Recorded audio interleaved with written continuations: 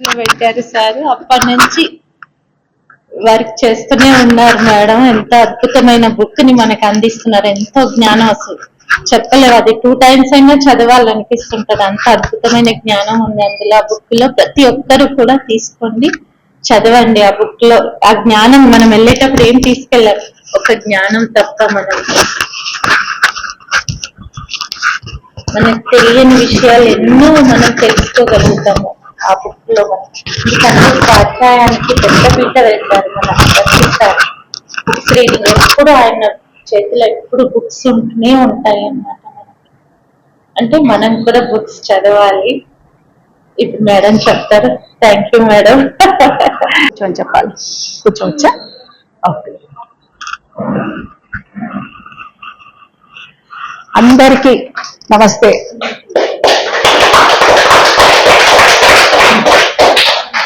Madhavi madam.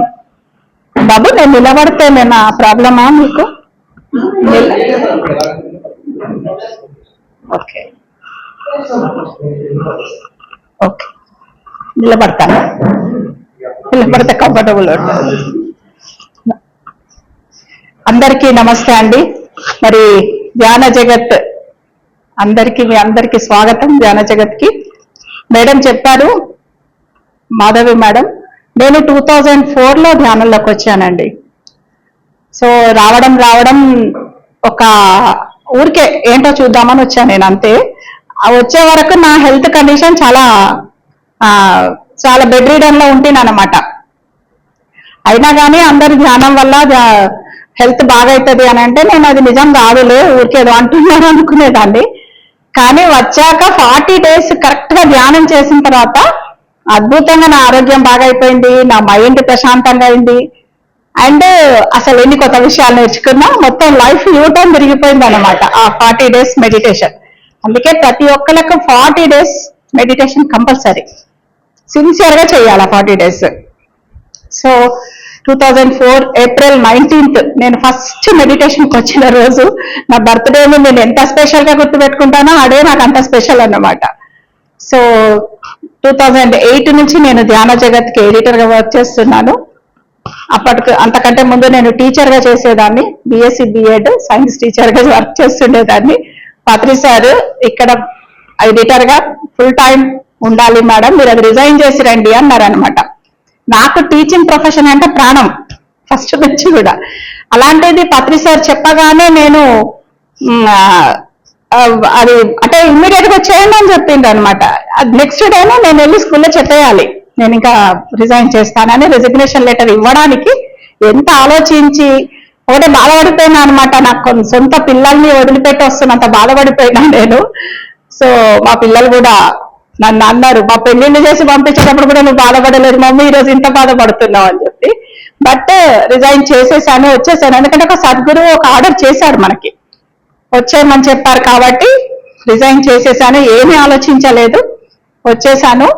వచ్చిన తర్వాత ఈ వర్క్ చేస్తూ ఉంటే ఒకసారి పత్రి సార్ అడిగారు అనమాట, ఏం మేడం మీకు పాత ఉద్యోగం బాగుందా, ఇక్కడ ఎడిటర్ గా బాగుందా, టీచర్ గా బాగుందా అని అడిగారు మళ్ళీ సార్. కొన్నాళ్ళ తర్వాత ఒక సంవత్సరం తర్వాత అనుకుంటా. అంటే ఇది బాగుంది సార్, కానీ టీచర్ ఉద్యోగం ఇంకా బాగుండేది సార్ అని అన్నా నేను. అంటే ఇంకా నా లోపల అదేదో వదిలిపెట్టేసి వచ్చి నాన్న ఉంటుంది. అప్పుడు సార్ అన్నారనమాట, టీచర్ ఉద్యోగము ఒక గురువులాగా మీరు అక్కడ ఉన్నారు మేడం, ధ్యాన జగత్కి వర్క్ చేస్తుందంటే ఒక జగద్గురువు వర్క్ ఇది అని చెప్పారనమాట. ఒక జగద్గురువులు చేసే పని ఇది. అదేమో ప్రపంచిక గురువులు, ఇదేమో జగద్గురువులు చేసే పని అని అన్న తర్వాత అప్పుడు నాకు ఇంకా ఇంత హ్యాపీ అనిపించింది. ఆ తర్వాత ఇక మళ్ళీ ఏ రోజు రాలేదు నాకు ఆ ఫీలింగ్ అనేది. సో 18 years నుంచి నడుస్తుందండి ధ్యాన జగత్ ప్రయాణం. ఇక్కడ ఎంతమందికి ఉందండి ధ్యాన జగత్ సబ్స్క్రిప్షన్ చందాలు? 2 లేనోళ్ళు చేతులు ఎత్తారా ప్లీజ్? చాలా చేతులు లేవాలి మరి లేనోళ్ళు. సో మీ అందరికీ గ్రేట్ చప్పట్లండి కదా, చప్పట్లు కొడదాం గట్టిగా. ఎందుకంటే ఇప్పుడు మీ అందరికీ పిల్లలు ఉన్నారు కదా, స్కూల్లో జాయిన్ చేయగానే ఏం చేస్తారు? ఫస్ట్ పిల్లలకి ఏం చేస్తాం? వాళ్ళకి ఫీజులు కట్టిన తర్వాత ఇక చదువుకోరా అంటే వాడు చదువుకుంటాడా? పుస్తకాలు కొనే వరకు మన ప్రాణం తీస్తాడు. అది కూడా ఎవరైనా పుస్తకాలు తెచ్చిస్తే అసలే చదవాడు. వాడు నాకు కొత్త పుస్తకాలు కొనాల్సిందే, దానికి అట్ట వేయాల్సిందే, దాని మీద వాడి పేరు రాయాల్సిందే, వాడి పేరు సెక్షన్ అంతా రాయాలి కదా, అప్పుడే చదువుతాడు వాడు. నువ్వు వేరే వాడి పుస్తకాలు చూసుకొని చదువుకోరా, లేదా పుస్తకాలు లేకపోయినా సరే చదివేసి పాస్ కానంటే వింటాడా? మరి మనం ఎందుకు తీసుకోవట్లే పుస్తకాలు? మనం కూడా ధ్యానం అనే ఒక స్కూల్కి వచ్చాం, పిఎస్ఎస్ఎం అనే ఒక స్కూల్కి వచ్చాం. మనం వచ్చిన తర్వాత మరి మనకు సిలబస్ ఏంటిది, ఇక్కడ ఏం చేయాలి, ధ్యానం చేస్తూ ఉంటే మనకు డౌట్లు వస్తాయి, ఆ డౌట్లు ఎవరు తీరుస్తారు, ఇవన్నీ మనకు ఉండాలి కదా. సో మనం కూడా నాలెడ్జ్, ధ్యానం చేస్తే మనకు శక్తి వస్తుంది. ఓకే, మనం శక్తివంతులం అవుతాం. కానీ పుస్తకాలు చదివితే ఏమవుతుందంటే నాలెడ్జ్ వస్తుంది. శక్తి నాలెడ్జ్, శక్తి జ్ఞానం రెండు కలిస్తే ఇంకా మనం బలంగా తయారవుతాం అన్నమాట. సో డౌట్ వచ్చింది, ఆ డౌట్ కి మనకు క్లారిఫికేషన్ లేకుండా ఊరికే కూర్చొని ధ్యానం చేయడం వల్ల లాభం లేదనమాట.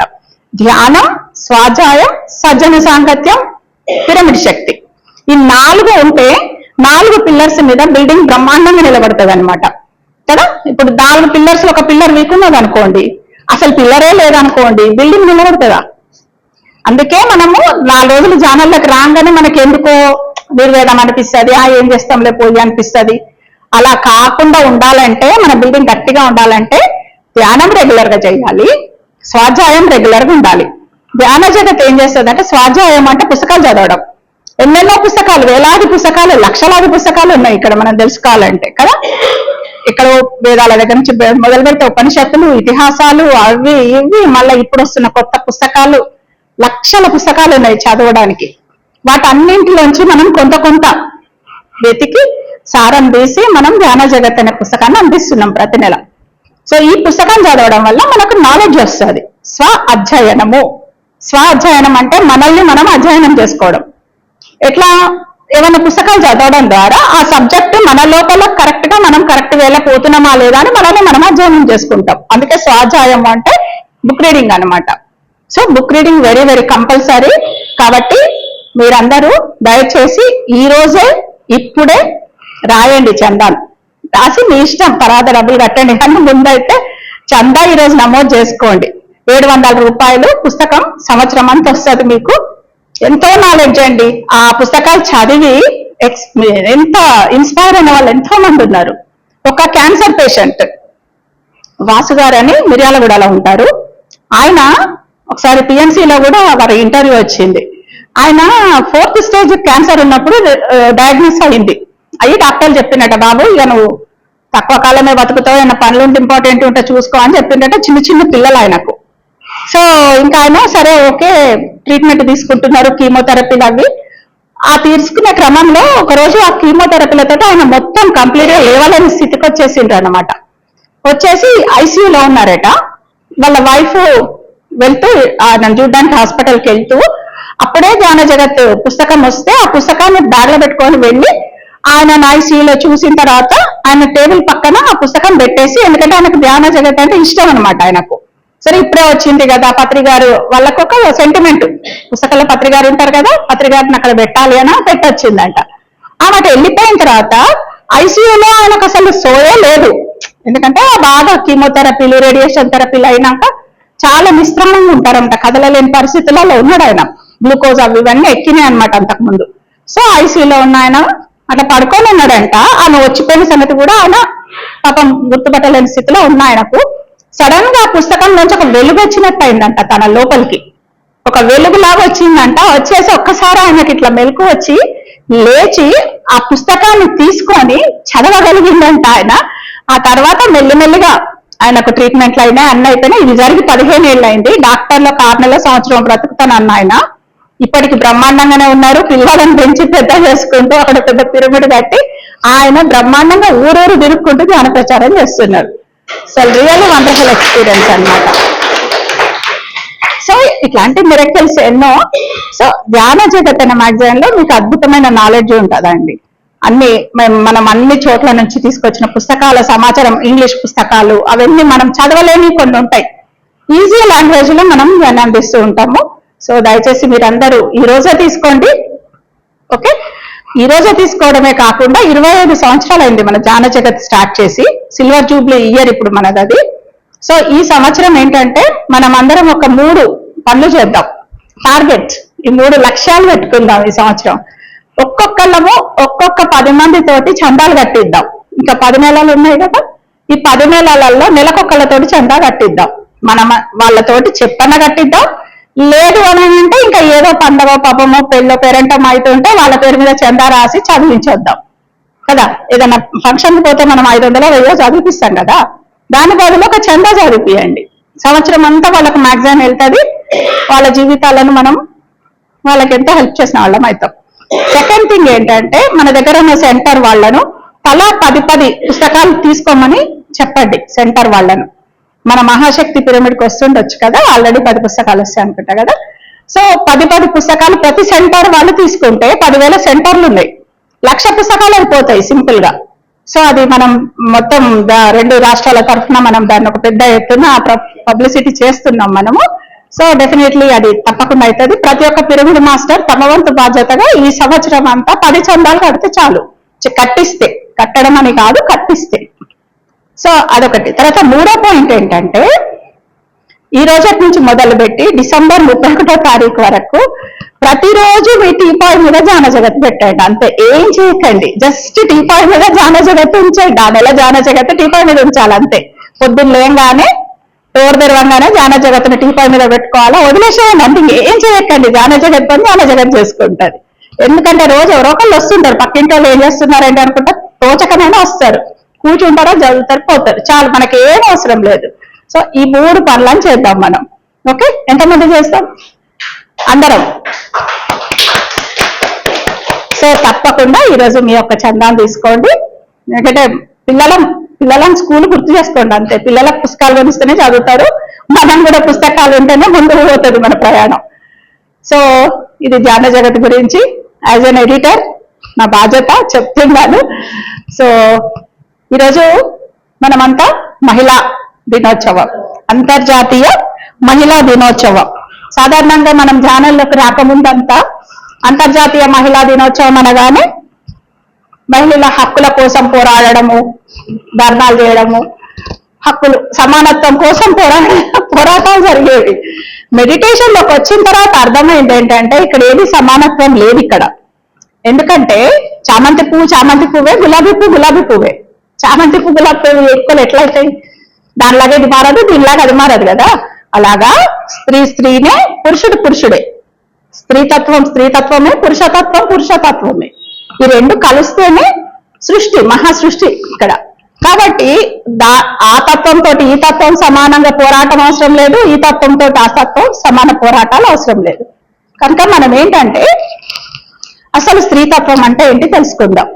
ఓకే, స్త్రీతత్వం అంటే ప్రేమ, సహనం, దయ, సానుభూతి, ఇంకా కరుణ, ఇంకా కలుపుకుపోయే తత్వం.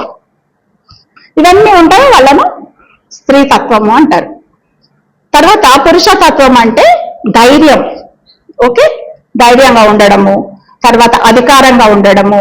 తర్వాత స్త్రీతత్వం ఇట్లా కలుపుకుపోతూ ఎదగాలని చూస్తే పురుషతత్వం ఏం చేస్తుందో విడదీసి ఎదగాలని చూస్తుంది అనమాట. ఎందుకంటే దీనికి నేను ఎగ్జాంపుల్స్ చెప్తాను. తర్వాత అహంకారంతో ఉండడం కదా, ఈగో ఇవన్నీ కూడా పురుషతత్వపు లక్షణాలు అన్నమాట. సో ఒక వ్యక్తిలో స్త్రీ అయినా సరే, పురుషుడైనా సరే 2 రకాల లక్షణాలు ఉంటాయి, ప్లస్ మైనస్ 2 ఉంటాయి అన్నమాట. ఒక పురుషుడిలో ప్రేమ, దయ, సహనం, సానుభూతి, కరుణ, కలుపుకుపోయే తత్వం ఇవన్నీ 50% ఉంటాయి.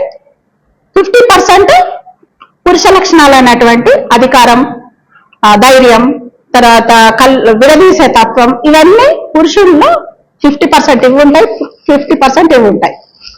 ఈ 50% స్త్రీ లక్షణాలు ఎక్కువ కంటే ఒక 1 or 2% ఎక్కువ ఉన్నాయి అనుకోండి. ఆ పురుషుడు ఎట్లుంటాడంటే ఇంట్లో తల్లిలాగా చూసుకుంటాడు అనమాట. ఇంట్లో పిల్లలను కొన్ని ఇళ్లలో మనం చూస్తుంటాం, వాళ్ళ మమ్మీ కంటే వాళ్ళ డాడీకి అటాచ్ అయి ఉంటారు. వాళ్ళు రాగానే పిల్లలకు తనే కలిపి తినిపిస్తుంటాడు అనమాట. ఎంత కేర్ఫుల్ గా చూసుకుంటుంటారు అంటే వాళ్ళలో ఆ స్త్రీ తత్వం యొక్క పాలు ఎక్కువ ఉంటది అన్నమాట. సో అదే కోసం ఒక్కొక్కసారి కొన్ని ఇళ్లలో మనం స్త్రీలను చూస్తాము, వాళ్ళదే మాట చెల్లాలని అధికారాలను చెలాయించడము, ఇలా కొంతమంది ఉంటారు. అప్పుడు వాళ్ళలో పురుషతత్వం పాలు ఎక్కువ ఉంటుంది అనమాట. సో ఈ రెండింటిని ధ్యానం బ్యాలెన్స్ చేస్తుంది. రెండింటిని ధ్యానం అనేది బ్యాలెన్స్ చేస్తుంటది అనమాట. ఈ తల్లి ఏం చేస్తుంది, ఒక తల్లిని తీసుకుంటే ఎప్పుడు పిల్లలను తన ఒళ్ళో పెట్టుకొని ఉండాలని చూస్తుంది కదా. వాడు ఎంత పెద్దోడైనా తల్లికి, ఢిల్లీకి రాజైన తల్లికి కొడుకుని సామెతలు ఉన్నాయి కదా. కొడుకు ఒళ్ళో ఉంటేనే వీడు పెరిగి పెద్దోడవుతాడు అనుకుంటది తల్లి. మనం చిన్నప్పుడు కృష్ణుడి కథలు ఎంతో చూసాం. తండ్రి ఏం చేస్తాడంటే వీళ్ళు విడదీసి పక్కన పెడతాడు, బ్రహ్మాండంగా ఎదుగుతాడు అని చెప్పి తీసుకెళ్లి హాస్టల్లో వేద్దాం అనుకుంటాడు. అక్కడ తండ్రి కోపంతో కాదు ఆలోచించేది, వీడిని ఇంకొక దగ్గర వేస్తేనే వాడు ఇండివిజువల్ గా పెరుగుతాడని తండ్రి అనుకుంటాడు. తల్లి ఏమంటే నా బిడ్డ నా ఒళ్ళో ఉంటేనే పెరుగుతాడు అనుకుంటే తల్లి అనమాట.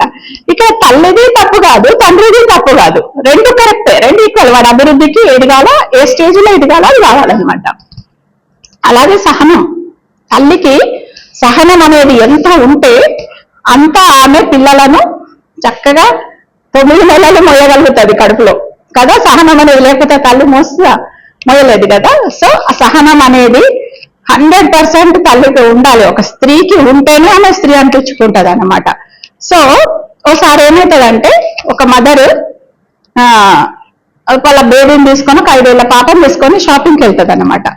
వెళ్ళి అక్కడ గ్రౌండ్ ఫ్లోర్ లో సామాన్లు తీసుకుంటుంటే అక్కడ చాక్లెట్లు అవన్నీ కనపడతాయి.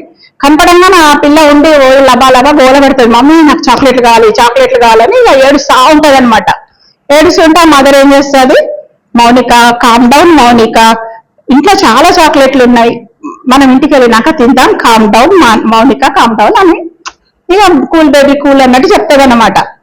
ఇక ఎంత సహనంతో చెప్తుంటదంటే ఇంకా అమ్మాయి ఏడుస్తుంది, ఇంకొకరికైతే 2 తల్లి చదువుతూ అవుతుంది అనమాట. కానీ తల్లి చాలా కామ్ డౌన్ చేసి మొత్తానికి అక్కడ నుంచి 2nd ఫ్లోర్కి వెళ్తుంది. 1st ఫ్లోర్కి వెళ్ళి అక్కడ ఏవో కొంటూ ఉంటే ఇంకో సామాన్లు ఏవో కొంటూ ఉంటే అక్కడ ఐస్ క్రీమ్లు ఉంటాయన్నమాట. మళ్ళీ గోల మొదలు పెడుతుంది, నాకు ఐస్ క్రీమ్ కావాలని ఏడ్చి వాళ్ళ అమ్మను లాగుతుంటది అనమాట. మళ్ళీ calm down Mounika, calm down cool baby cool అని చెప్పి మళ్ళీ ఆ పిల్లని సంపాదించుకుంటూ అక్కడ ఏదో పని చేసుకొని మళ్ళీ 2nd పైన ఫ్లోర్కి వెళ్ళి అక్కడ సామాన్లు ఉంటుంటే అక్కడ బొమ్మలు చూసి మళ్ళీ కింద పడి పొందుతుంటది అనమాట. ఇక చూసేటోళ్ళకి అసలు వేరే వాళ్ళు ఉంటారు కదా కస్టమర్స్, వాళ్ళకి కోపం వచ్చేస్తుంటది అనమాట. కోపం వచ్చి అసలు 2 తగిలించు కదా ఆ పిల్లకు, ఇట్లా కింద పడి పొరలు ఏడుస్తుంటది అనమాట. Calm down Mounika, calm down cool baby అనుకుంటూ మొత్తానికి అక్కడ కూడా చేసి బిల్ పే చేసి ఆమె కార్ దగ్గర పోతుంటే ఇదంతా చూస్తున్న ఒక లేడీ ఆమె తోటి వెళ్తుంది అనమాట. ఆమె వెనక వెళ్ళి, నిజంగా అండి మీకు ఎంత ఓపిక, అసలు cool baby cool calm down Mounika అనుకుంటూ మీ అమ్మాయిని భలే సంధాయించారు, నాకైతే అంత ఓపిక లేదండి, నిజంగా మీకు హ్యాట్స్ ఆఫ్ మీకున్న సహనానికి అంటే అప్పుడు చెప్తారు ఆమె, నా పేరండి మౌనిక, మా పాప పేరు ఏదో చెప్తారనమాట. అంటే ఆ కోపం వచ్చిన కొద్ది కామ్ డౌన్ అని తనని అనుకుంటుంటది అనమాట. సో అది చెప్పేసి వెళ్ళిపోతుంది కదా, మా మౌనిక నా పేరండి బాబు అని చెప్పేసి వెళ్ళిపోతుంది అనమాట. సో మరి అంత సామాన్యంగా ఉండాలి, మరి ఎన్నో వస్తాయి ఇంట్లో, కుటుంబం అన్న తర్వాత ఎన్నో ఇష్యూస్ వస్తుంటాయి. ఇక ప్రతి ఇష్యూకి ఎగిరామంటే ఇంకా కాబట్టి మనకు మనమే చెప్పుకోవాలి మన పేర్లతోటి. అదే మంత్రాలు చదువుకోవాలి, ఏవో మంత్రాలు కాదు, కామ్ డౌన్ వాణి అనుకుంటే మనకు మనమే చెప్పుకోవాలన్నమాట ఇంకా. సో సహనం అనేది వెరీ వెరీ ఇంపార్టెంట్. తర్వాత ప్రేమ అనేది అన్కండిషనల్ లవ్ ఉండాలి. నా పిల్లలనే నేను చూస్తా కాదు, ఒక మదర్ లాగా మొత్తం శారదామాత గురించి విన్నాం కదా మనం, రామకృష్ణ పరమహంస గారి భార్య ఈ నెలలో ఇచ్చాం మనం శారదామాత గురించి. సో ఆమెకున్నంత ప్రేమ ఉండాలి. ఆమెను రామకృష్ణ పరమహంస చెప్తారనమాట, నీకు పిల్లలు పుట్టారేమో అని చెప్పి నువ్వేం బాధపడకు, నువ్వు జగజ్జనని కాబోతున్నావు, ప్రపంచం అంతా నీకు పిల్లలు అవుతారు అని చెప్పి రామకృష్ణ పరమహంస గారు చెప్పడం జరిగింది. ఆ తర్వాత ఆమెకు నరేంద్రుడు అంటే వివేకానందుడు, ఎంతమంది కదా, నరేంద్రనాథ్ అని ఇంకొక శిష్యుడు, వీళ్ళందరూ కూడా ఆమె బిడ్డల్లాగానే పెరిగి పెద్దగయ్యారు. ఆ తర్వాత ఈ రోజు ప్రపంచంలో రామకృష్ణ మెషిన్స్ అంటే ఇంత గొప్ప ఇదే ఆమె వాళ్ళందరితోటి కలిసి చేయగలిగింది అనమాట. అంటే ఆ ప్రేమ, ఇంకా ప్రేమకు మారు పేరు ఎవరంటే శారదామాత. సో మనమందరం ఇటువంటి వాళ్ళందరూ జీవిత చరిత్రలు చదువుతూ ఉంటే ఎంత ప్రేమతోటి ఉండాలి, ఎంత సహనంతో ఉండాలి తెలుస్తూ ఉంటదన్నమాట మనకు. అసలు మనము మామూలుగా చిన్న జీవితానికే మనం ఎంత గందరగోళంలో పడిపోతున్నాం కదా. ఎందుకు పడిపోతున్నాము? ఒక స్త్రీ ఎందుకంత సూపర్ స్పెషాలిటీ హాస్పిటల్స్ కి ఎందుకు తిరుగుతున్నది కదా. ఈరోజు చూడండి, హాస్పిటల్స్ పోతే 75% మహిళలే ఉంటారు, దాంట్లో 25% జెంట్స్ ఉంటారు, 75% లేడీస్. ఆ పోయే 75% లేడీస్ కు కూడా 90% మానవజనిత వ్యాధులే ఉంటాయి. నిజంగా వ్యాధులుగా పాడుగావు, అవి మాయదారి జబ్బులు అంటారనమాట వాటికి. అంటే వాటికి ఏమి ట్రీట్మెంట్ ఉండదు, ఏముండదు. అన్ని పరీక్షలు చేపిస్తారు డాక్టర్లు, అన్ని చేపించి ఏం లేదమ్మా అని చెప్పి ఏవో మల్టీవిటమిన్ టాబ్లెట్లు ఇచ్చి పంపిస్తారు. కానీ ఆమెకు ఏంటో తినబుద్ధి కాదు, ఏంటో ఏదో అవుతుంటది, ఏమవుతుంటది. దాన్ని సైకోసోమాటిక్ డిసీజెస్ అంటారనమాట. అంటే మనోజనిత ఆలోచనల ద్వారా వస్తున్న జబ్బులు అనమాట అవి. అయితే మరి మనోజనిత జబ్బులు ఎందుకు వస్తున్నాయి? డాక్టర్లు తెలిసి చెప్పారు, ఇది 90% ఆఫ్ ద డిసీజెస్ ఈ రోజు మనోజనిత సైకోసోమాటిక్ డిసీజెస్ అని చెప్పారు. సో ఎందుకు వస్తున్నాయి ఈ డిసీజెస్? మరి మనం రామాయణము, మహాభారతము ఇవన్నీ చదివాం కదా. మరి వాళ్ళకి ఇంకా ఇంతకంటే కష్టాలు ఉన్నాయి కదా, మనకన్నా కష్టాలు ఉన్నాయా చెప్పండి? మనల్ని ఎవ్వరు కిడ్నాప్ చేయడం లేదు, మనల్ని ఎవ్వరు తీసుకపోయి అడవుల పాలు చేయడం లేదు కదా. మరి మనకి ఎందుకు వస్తున్నాయి?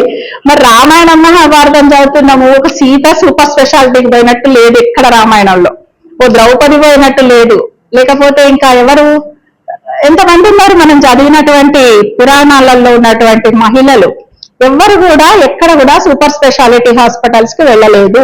మనం చదివామా? ఎవరైనా రామాయణంలో చదివారా? మరి మనం ఎందుకు పోతున్నాము సూపర్ స్పెషాలిటీ హాస్పిటల్స్ కి? మనకెందుకు వస్తున్నాయి ఆ సైకోసోమాటిక్ జబ్బులు చెప్పండి? నిజంగా జబ్బు కొన్ని కర్మ సంబంధమైన జబ్బులు ఉంటాయి, క్రానిక్ డిసీజెస్ ఉంటాయి, వాటికి పోతాము, ట్రీట్మెంట్ తీసుకుంటే అది వేరు. దానికి కూడా ధ్యానమే చేయమని చెప్తాడు పత్రి గారు. ఏ దానికి ధ్యానమే.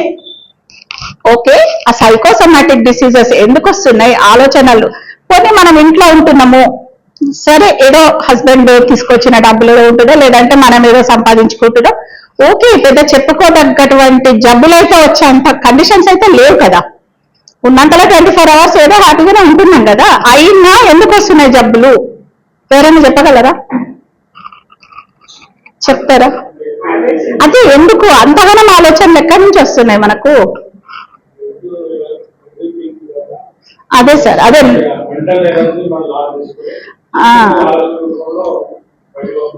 అవును. ఇప్పుడు ఇంట్లో హస్బెండ్, వైఫ్, 2 పిల్లలు. ఇదివరకు లాగా అత్తగారులు, మామగారులు కూడా ఏం పెద్దగా ఉండడం లేదు ఇక్కడ కదా. అంత న్యూక్లియర్ ఫ్యామిలీస్ అయిపోయినాయి. ఉన్నంతలో వండుకొని తిని ఉన్నంతలో ఆ రోజు గడపడానికి ఎందుకు వస్తుంది నెగిటివ్ థింకింగ్? ఎక్కడి నుంచి వస్తున్నాయి నెగిటివ్ ఆలోచనలు? సో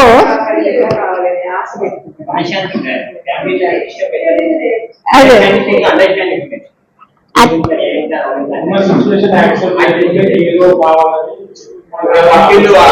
ఆలోచన విధానంలో కొంత మార్పు వచ్చింది కదా.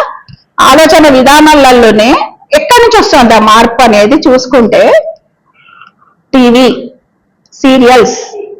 ఆ సీరియల్స్ లో అసలు ఏమన్నా స్టోరీస్ ఉంటాయి? అసలు అవి అసలు మొత్తం 500-600 ఎపిసోడ్లు నడుస్తాయి. మళ్ళీ ఈ రోజు ఒక ఎపిసోడ్ ఉంటుంది, అది అయిపోయినాక మళ్ళీ దాన్ని రేపు రిపీట్ చేస్తాడు రివిజన్.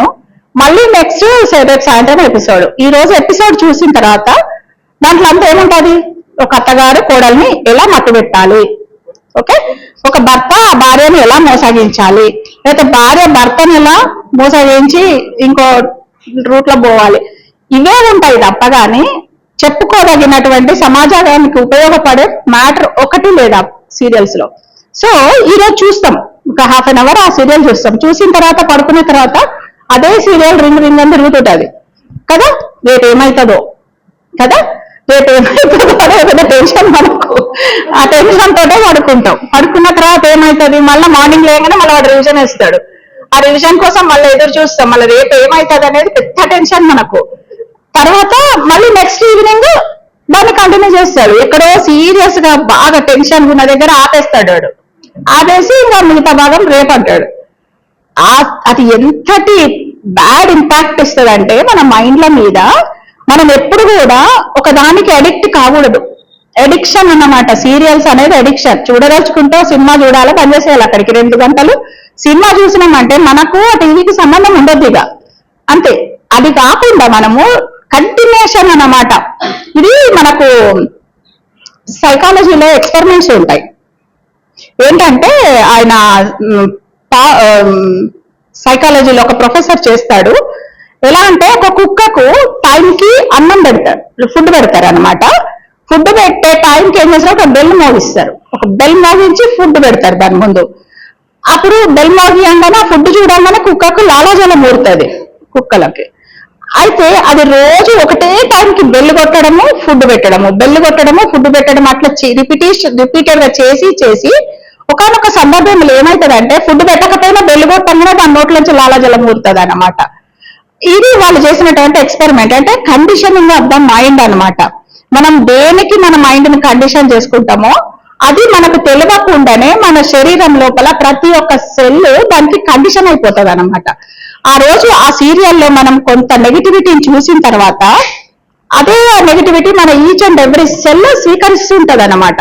స్వీకరించి ఏం చేస్తుంది, మనము ఒక 40 రోజులు ఒక అయ్యప్ప స్వామి దీక్ష తీసుకుంటే దాని ఉద్దేశం ఏంటి, అయ్యప్ప దీక్ష తీసుకోవడంలో 40 రోజుల పాటు వాళ్ళు ఒక మంచి ఒక స్వామి లాగా జీవితాన్ని దైవికంగా జీవించాల, డివైన్ గా ఉండాల. వాళ్ళు నోట్లోంచి ఒక చెడ్డ మాట కూడా రావద్దు కదా. మందు మాకు అన్ని బంద్ చేస్తారు, చక్కగా స్వామి స్వామి అని మాట్లాడుకుంటూ ఒక పద్ధతిగా జీవిస్తారు అన్నమాట 40 రోజులు. 41వ రోజు ఇక వాళ్ళ దీక్ష విరమించినాక అది కంటిన్యూ కావాలన్నది మళ్ళీ ఉద్దేశం అన్నమాట. అందుకే ఒకటేసారి కాకుండా మళ్ళీ 18 సార్లు పెట్టారు. తర్వాత మళ్ళీ ఆరెంజ్ డ్రెస్, రెడ్ డ్రెస్ అని అంటే ఒక రోజుతో అయిపోదు మన ప్రాసెస్. కంటిన్యూ చేయాలన్న ఉద్దేశంతో మండల దీక్షలు చేస్తుంటాం మనం. ఆంజనేయ స్వామి గుడి చుట్టూ కూడా 40 రోజులు మనం తిరిగితే లోపల భయాలన్నీ పోతుంటాయి జనరల్ గా. సో ఈ అంటే మనం ధైర్యవంతుల్లాగా లేకపోతే ఒక డివైన్ లాగా అయిపోతాం కదా. మరి 40 రోజులు ఒక సీరియల్ చూసినాం అనుకోండి, ఏమైతాం మనం, అత్తగారు లాగానో కోడలు లాగానో లేకపోతే ఆ 2-3 పెళ్లిళ్ళు చేసుకున్న భర్త లాగానో మారుతాం కదా. మనం మారి సేమ్ ఇవే ప్లాన్స్ బయట చేశాను అనుకోండి, ఊరుకుంటారా, దెబ్బలు తీసుకపోయి జైల్లో పెడతారు. కనుక మనకు లిమిటేషన్స్ ఉన్నాయి అక్కడ మళ్ళీ కదా. మనం ఆ లిమిట్స్ దాటలేం కదా.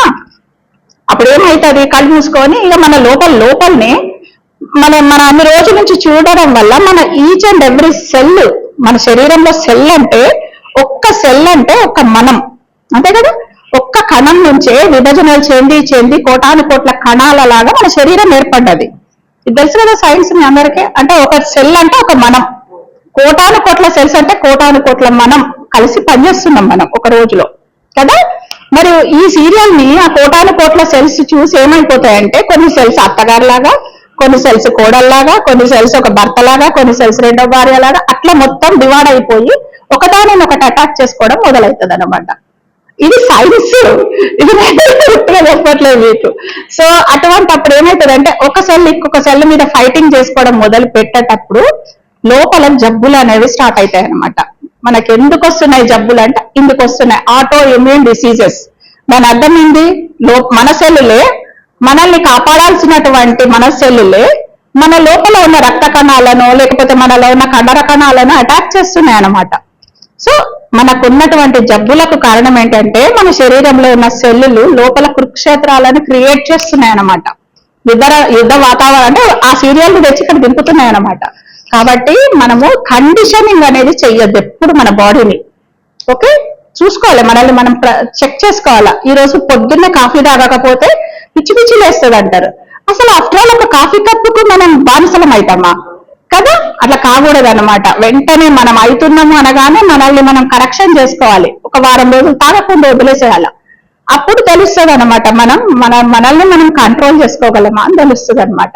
సో మనం ఇంకొకళ్ళకు బానిసలు కాకూడదు. గుర్తుపెట్టుకోవాలి, ఒక కప్పుకో లేకపోతే ఒక దేనికో బానిసలం అంటే వేస్ట్. అది ఒక సిగరెట్ కు బానిసలం అవుతున్నామో లేకపోతే ఒక మందు గ్లాస్ కు బానిసలం, అసలు అలా కాకూడదు అనమాట. We're so strong, we're so అసలు 80 లక్షల జీవరాశులలో ఒక మానవ జన్మ మనకు లభించింది అంటే అది ఎంతో అదృష్టం మీద ఎంతో వర్క్ జరిగి ఇంత రిఫైన్ అయి మనం ఈ జన్మలకు వచ్చినప్పుడు ఒక చిన్న దానికి మనం బానిసలం కావడం అనేది చాలా దురదృష్టకరం అన్నమాట. కాబట్టి మనల్ని మనం చెక్ చేసుకోవాలి.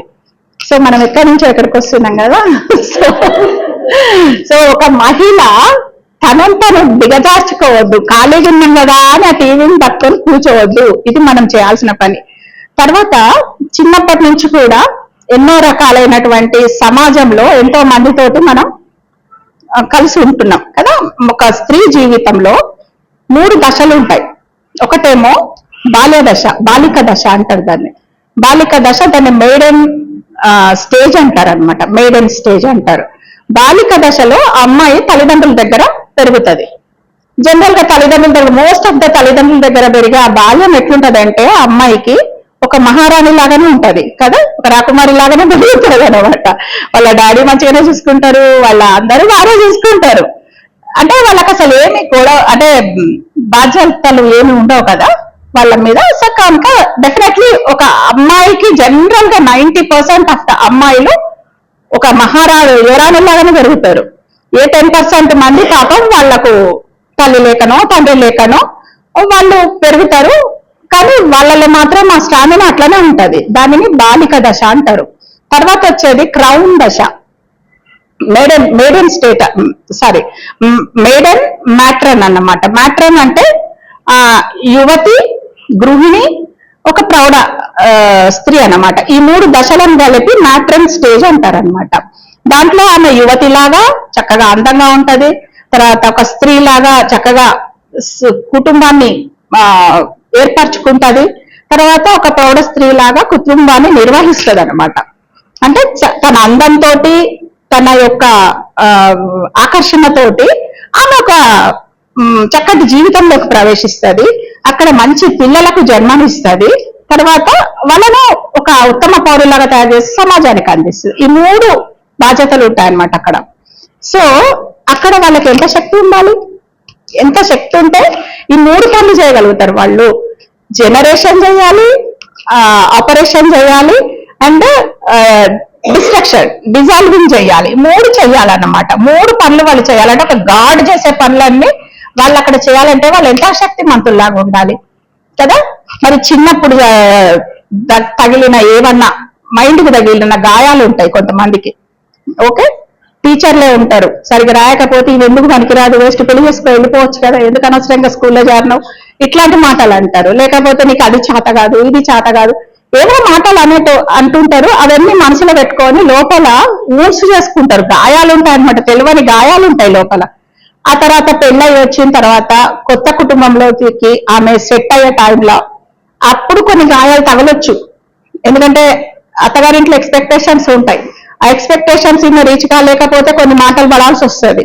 అవన్నీ మనసులో పెట్టుకున్నప్పుడు అక్కడ కొన్ని గాయాలు ఉంటాయి లోపల.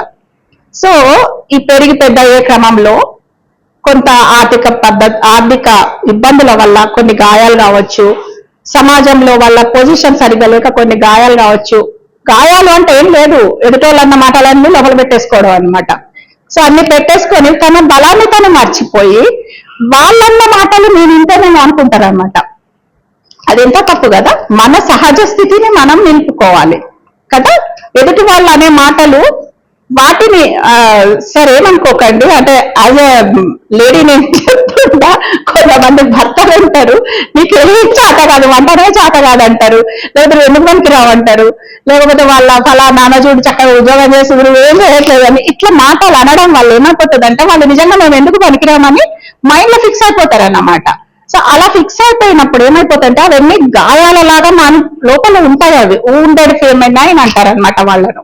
Wounded feminine. మనము గాయాలంటే బయటనే అనుకుంటాం, బయట గాయాలకు ఆయింట్మెంట్ రాస్తే పోతాయి, కానీ లోపల గాయాలు రగులుతుంటాయి అనమాట. అది ఇంకా బయట మాటలు పడ్డా కొద్దీ ఇంకెక్కువ అవుతుంటది. ఖాళీగా కూర్చొని అప్పుడు నన్ను ఇంత మాట అన్నది కదా ఫలానా బంధువు, ఇక ఆమె సంగతి చెప్పాలి అని చెప్పి లోపల లోపల రగిలిపోతూ అవి ఏమైపోతుందంటే వాళ్ళ లోపల వాళ్ళ యొక్క సహజ స్థితిని దెబ్బతీస్తుంటాయి అన్నమాట గాయాలు. వాళ్ళల్లో ఉండే ప్రేమతత్వాన్ని, సహనతత్వాన్ని, సహన గుణాన్ని, కరుణ గుణాన్ని, వీటన్నింటినీ అవి పొల్యూట్ చేస్తుంటాయి అన్నమాట లోపల ఉండే గాయాలు. అంతే కదా, మనకి ఎక్కడన్నా ఒక చిన్న చిటికన వేలకు ఒక చిన్న దెబ్బ తగిలితేనే మనం నిద్రపోలేం మనం కదా, సల్పుతా ఉంటది అది. అలాగే లోపల ఉండే గాయాలు కూడా అట్లా చలుపుతుంటాయి అన్నమాట. సో దానికి తోడు మళ్ళా ఈ టీవీలో గోల్ ఒకటి, ఇది అది అంతా కలిసి పాపము ఒక పువ్వులాగా, ఒక సున్నితంగా, ఒక ప్రేమతత్వంతో ఉండాల్సినటువంటి ఒక స్త్రీని మొత్తము ఎట్లా తయారు చేస్తాడంటే ఒక గయ్యాలి గంపలాగా తయారైపోతుంది అన్నమాట ఆమె. ఒక ఒక తల్లి, ఒక స్త్రీ గయ్యాలి గంపలాగా ఉందంటే ఆమె లోపల ఏం ఊన్స్ ఉన్నాయనేది మనం చూసుకోవాలి. అప్పుడే ఆ ఊన్స్ ని ఎవరైతే హీల్ చేయగలుగుతారో అప్పుడు ఆ స్త్రీలో నుంచి సహజ లక్షణాలన్నీ బయటకు వస్తాయన్నమాట. ఎవరం పంపించలేం, ఎందుకంటే బయట ఉన్న వాటికి ఏవో ఆయింట్మెంట్లు సజెస్ట్ చేయొచ్చు, కానీ లోపల ఉన్న వాటికి ఎవరు మేము సజెస్ట్ చేయలేం. అలాంటి స్త్రీలకు గనక ధ్యానం నేర్పిస్తే, అలాంటి స్త్రీలకు గనక ఒక చక్కటి పుస్తకాలు చదవడం అలవాటు చేస్తే ఎంత అద్భుతంగా హీల్ అయిపోతారంటే అంత అద్భుతంగా హీల్ అయిపోతారు. అలాంటి ఎన్నో వందల వేల మందిని మనం చూసాం ఈ సొసైటీలో. అసలు నేను కూడా నా లోపల కూడా ఎన్నో ఉండేవి, ఎన్నో అంటే నాకు తెలియకుండానే నా లోపల అయి ఉండొచ్చు ఊన్స్. కాకుండా ఎట్లుంటాం, మనం దేవతలం కాదు కదా. నాకు మెడిటేషన్ లోకి వచ్చిన తర్వాత అప్పుడు అర్థమైందన్నమాట, మనం ఎంత ధైర్యంగా ఉంటే సమస్యలు అంత దూరం వెళ్తాయి మనకు. ఎందుకంటే మనం భయపడుతున్నాము అంటేనే ఆ సమస్యను మనం ఆకర్షిస్తున్నాం అన్నమాట. మన ఆకర్షణ సమస్యను మన దగ్గరకు తీసుకొస్తుంది. మనం ఎప్పుడైతే ధైర్యంగా ఉండి ఏదైతే అది అయిందిలే అని చెప్పేసి మన ధైర్యాన్ని మనం తెచ్చుకున్నాం అనుకోండి, సమస్యలు అనేవి ఆమెల దూరం మారిపోతాయి అన్నమాట. కాబట్టి మనం ఈ రోజు ఈ పరిస్థితిలో ఉన్నాము, మనం ఈ రోజు ఆనందంగా ఉన్నామంటే మనం తెచ్చుకున్న అట్రాక్షన్ అది. మనం దాన్ని ఆకర్షించినాం కాబట్టే ఆనందం మన జీవితంలోకి వచ్చింది. మనం ఈ రోజు ఏడ్చుకుంటూ ఉన్నామంటే అది కూడా మనం అట్రాక్ట్ చేసింది. కాబట్టి మన యొక్క దృక్పథాలను మనం మార్చుకోవాలి.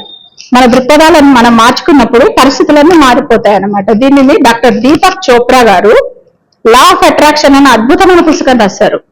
దాంట్లో ఉంటదన్నమాట మన ఆలోచన మన యొక్క భవిష్యత్తుని ఎలా క్రియేట్ చేస్తుంది అని చెప్పి. రహస్యం అనేది ఒక బుక్ ఉందండి, రాండా బైర్న్ గారు రాశారు, ద సీక్రెట్ అని చెప్పి. మూవీ కూడా ఉంది, అది కూడా అద్భుతంగా మనకు తెలియజేస్తుంది అనమాట. ఎంత మిస్టేక్ చేసినాం మనం అని అర్థమైపోతుంది మనకు. అస్సలు ఇమ్మీడియట్ గా మన పర్స్పెక్టివ్ మార్చుకుంటే లైఫ్ మారిపోతుంది అన్నమాట. అసలు మెడిటేషన్ లోకి వచ్చిన తర్వాత ఇవన్నీ ఎన్ని ఎక్స్పెరిమెంట్స్ చేసే వాళ్ళము అసలు కదా మాధవి, మనం అందరం కూడా లా ఆఫ్ అట్రాక్షన్ ఎక్స్పెరిమెంట్స్ అన్ని చాలా సరదాగా చేసే వాళ్ళం అన్నమాట. నిజంగా కూడా ఎలా అనుకుంటుంటే అలా జరుగుతుండేది గమ్మత్తుగా. సో అలా జరుగుతుంది అనగానే మనం ఏం గర్వం తెచ్చుకోవద్దు, ఇంకా జాగ్రత్తగా ఉండాలి, ఒళ్ళు దగ్గర పెట్టుకొని ఉండాలన్నమాట. ఎందుకంటే మన ఆలోచనకి ఇంత పవర్ ఉన్నప్పుడు ఎంత బాధ్యతాయుతమైన ఆలోచనలు చేయాలి మనం కదా. పత్రికారు ఎప్పుడు చెప్తుంటారు వీఆర్ గాడ్స్ అని చెప్పి. అరే మనం గాడ్స్ అటానికి కాలరెగరేసుకోక్కర్లేదు, గాడ్ మీద బోల్డ్ అంత బరువు ఉంటుంది. గాడ్ అంటేనే బోల్డ్ అంత బాధ్యత ఉంటుంది కదా.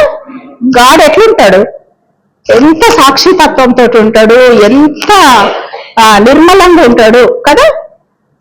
ఒక చిన్న ఇష్యూ ఇంట్లో అయిందంటే మొత్తం ఇల్లంతా ఆగం చేసి మన ఇంట్లో వాళ్ళందరినీ గడవలలో పడేసి అట్లా ఉండడు కదా. దేవుడు అనేవాడు సాక్షిలాగా ఉంటాడు అనమాట. పత్రికను చూస్తే అర్థమైపోతుంది భగవంతుడు ఎట్లుంటాడు అన్నది కదా.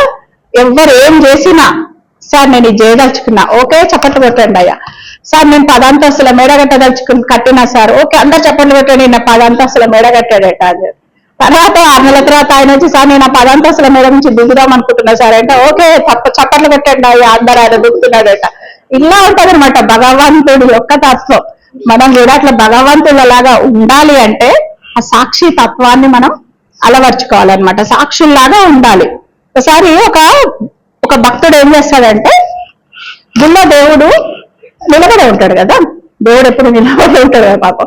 అయితే నిలబడి ఉండే వరకు వెళ్ళి అడుగుతాడు అనమాట, అయ్యో స్వామి ఏంటి ఇట్లా నిలువుకాల మీద నిలబడి ఉన్నావు ఇన్ని రోజుల నుంచి, ఏమయ్యా నీకు కాళ్ళు నొప్పులు ఇవ్వడం లేదా, ఇట్లా బెల్లం పట్టిన రాయిలాగా అట్లా చూసుకుంటూ నిలబడాలంటే నీకు బోర్ కొట్టడం లేదా, నీ కాళ్ళు నొప్పులు పెట్టడం లేదా అంటే, మరి ఏం చేయమంటావు అయ్యా, మరి నా పనే అది కదా అంటాడు దేవుడు.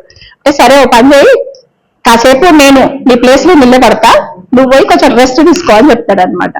అంటే సరే దేవుడు ఏం చేస్తాడు, సరే మరి ఉండు కానీ మరి నాలాగానే బెల్లం కొట్టిన రాయిలాగానే ఉండాలి మరి నువ్వేం గందరగోళం చేయక నాయన అంటే ఏం చెయ్యా నువ్వు పోయి రెస్ట్ తీసుకో స్వామి అంటే పోయి సరే పాపం గుళ్ళో పక్కకు పడుకుంటాడు అనమాట. దేవుడు చాన్నాళ్ళకి రెస్ట్ దొరికింది కదా, నిలబడిన దేవుడు కాళ్ళు కూర్తాయి కదా.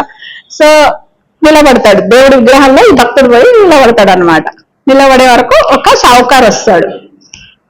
వచ్చి తన ఆ సంచి ఒకటి ఉంటుంది, ఆ సంచి ఆ పక్కకు పెట్టి దేవుడికి దండం పెట్టుకుంటాడు.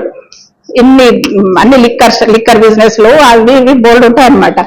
అన్ని బిజినెస్ లో నాకు చాలా బాగా చేపిస్తున్నావు, నేను ప్రతి బిజినెస్ లో నీకు నేను 5% ఇస్తున్నా నేను, కాబట్టి ఇప్పుడు నేను ఇంకొక కొత్త లిక్కర్ షాప్ కూడా ఓపెన్ చేస్తున్నా, దాంట్లో కూడా 5% ఇస్తా స్వామి, దానిని కూడా నువ్వు నాకు సక్సెస్ఫుల్ గా రన్ అయ్యేటట్టు చూడు అని చెప్పి దేవుడితోటి దండం పెట్టుకొని వెళ్ళిపోతాడు. పోతూ పోతూ పాపం మర్చిపోయి డబ్బుల సంచిని అక్కడ వదిలేసి మర్చిపోయి వెళ్ళిపోతాడు అనమాట.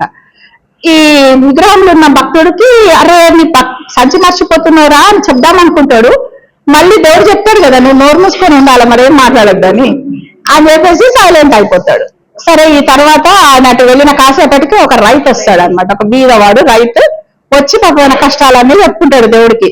స్వామి వర్షాలు పడక 4-5 ఏళ్ల నుంచి వర్షాలు పడట్లేదు, మొత్తం మా పిల్లలు నేను పస్తులు వండుకోవాల్సి వస్తుంది, ఇంకా నాకు జీవితం చనిపోవడం తప్ప వేరే గతి లేదు, నువ్వే మమ్మల్ని రక్షించాలి స్వామి అని చెప్పి దండం పెట్టుకొని పోతుంటే పక్కన సంచి మీద చూపబడుతుంది. అక్కడ నేను అమ్మ స్వామి నన్ను కరుణించావా అని చెప్పి ఆ సంచి తీసుకొని వెళ్ళిపోతాడు అనమాట.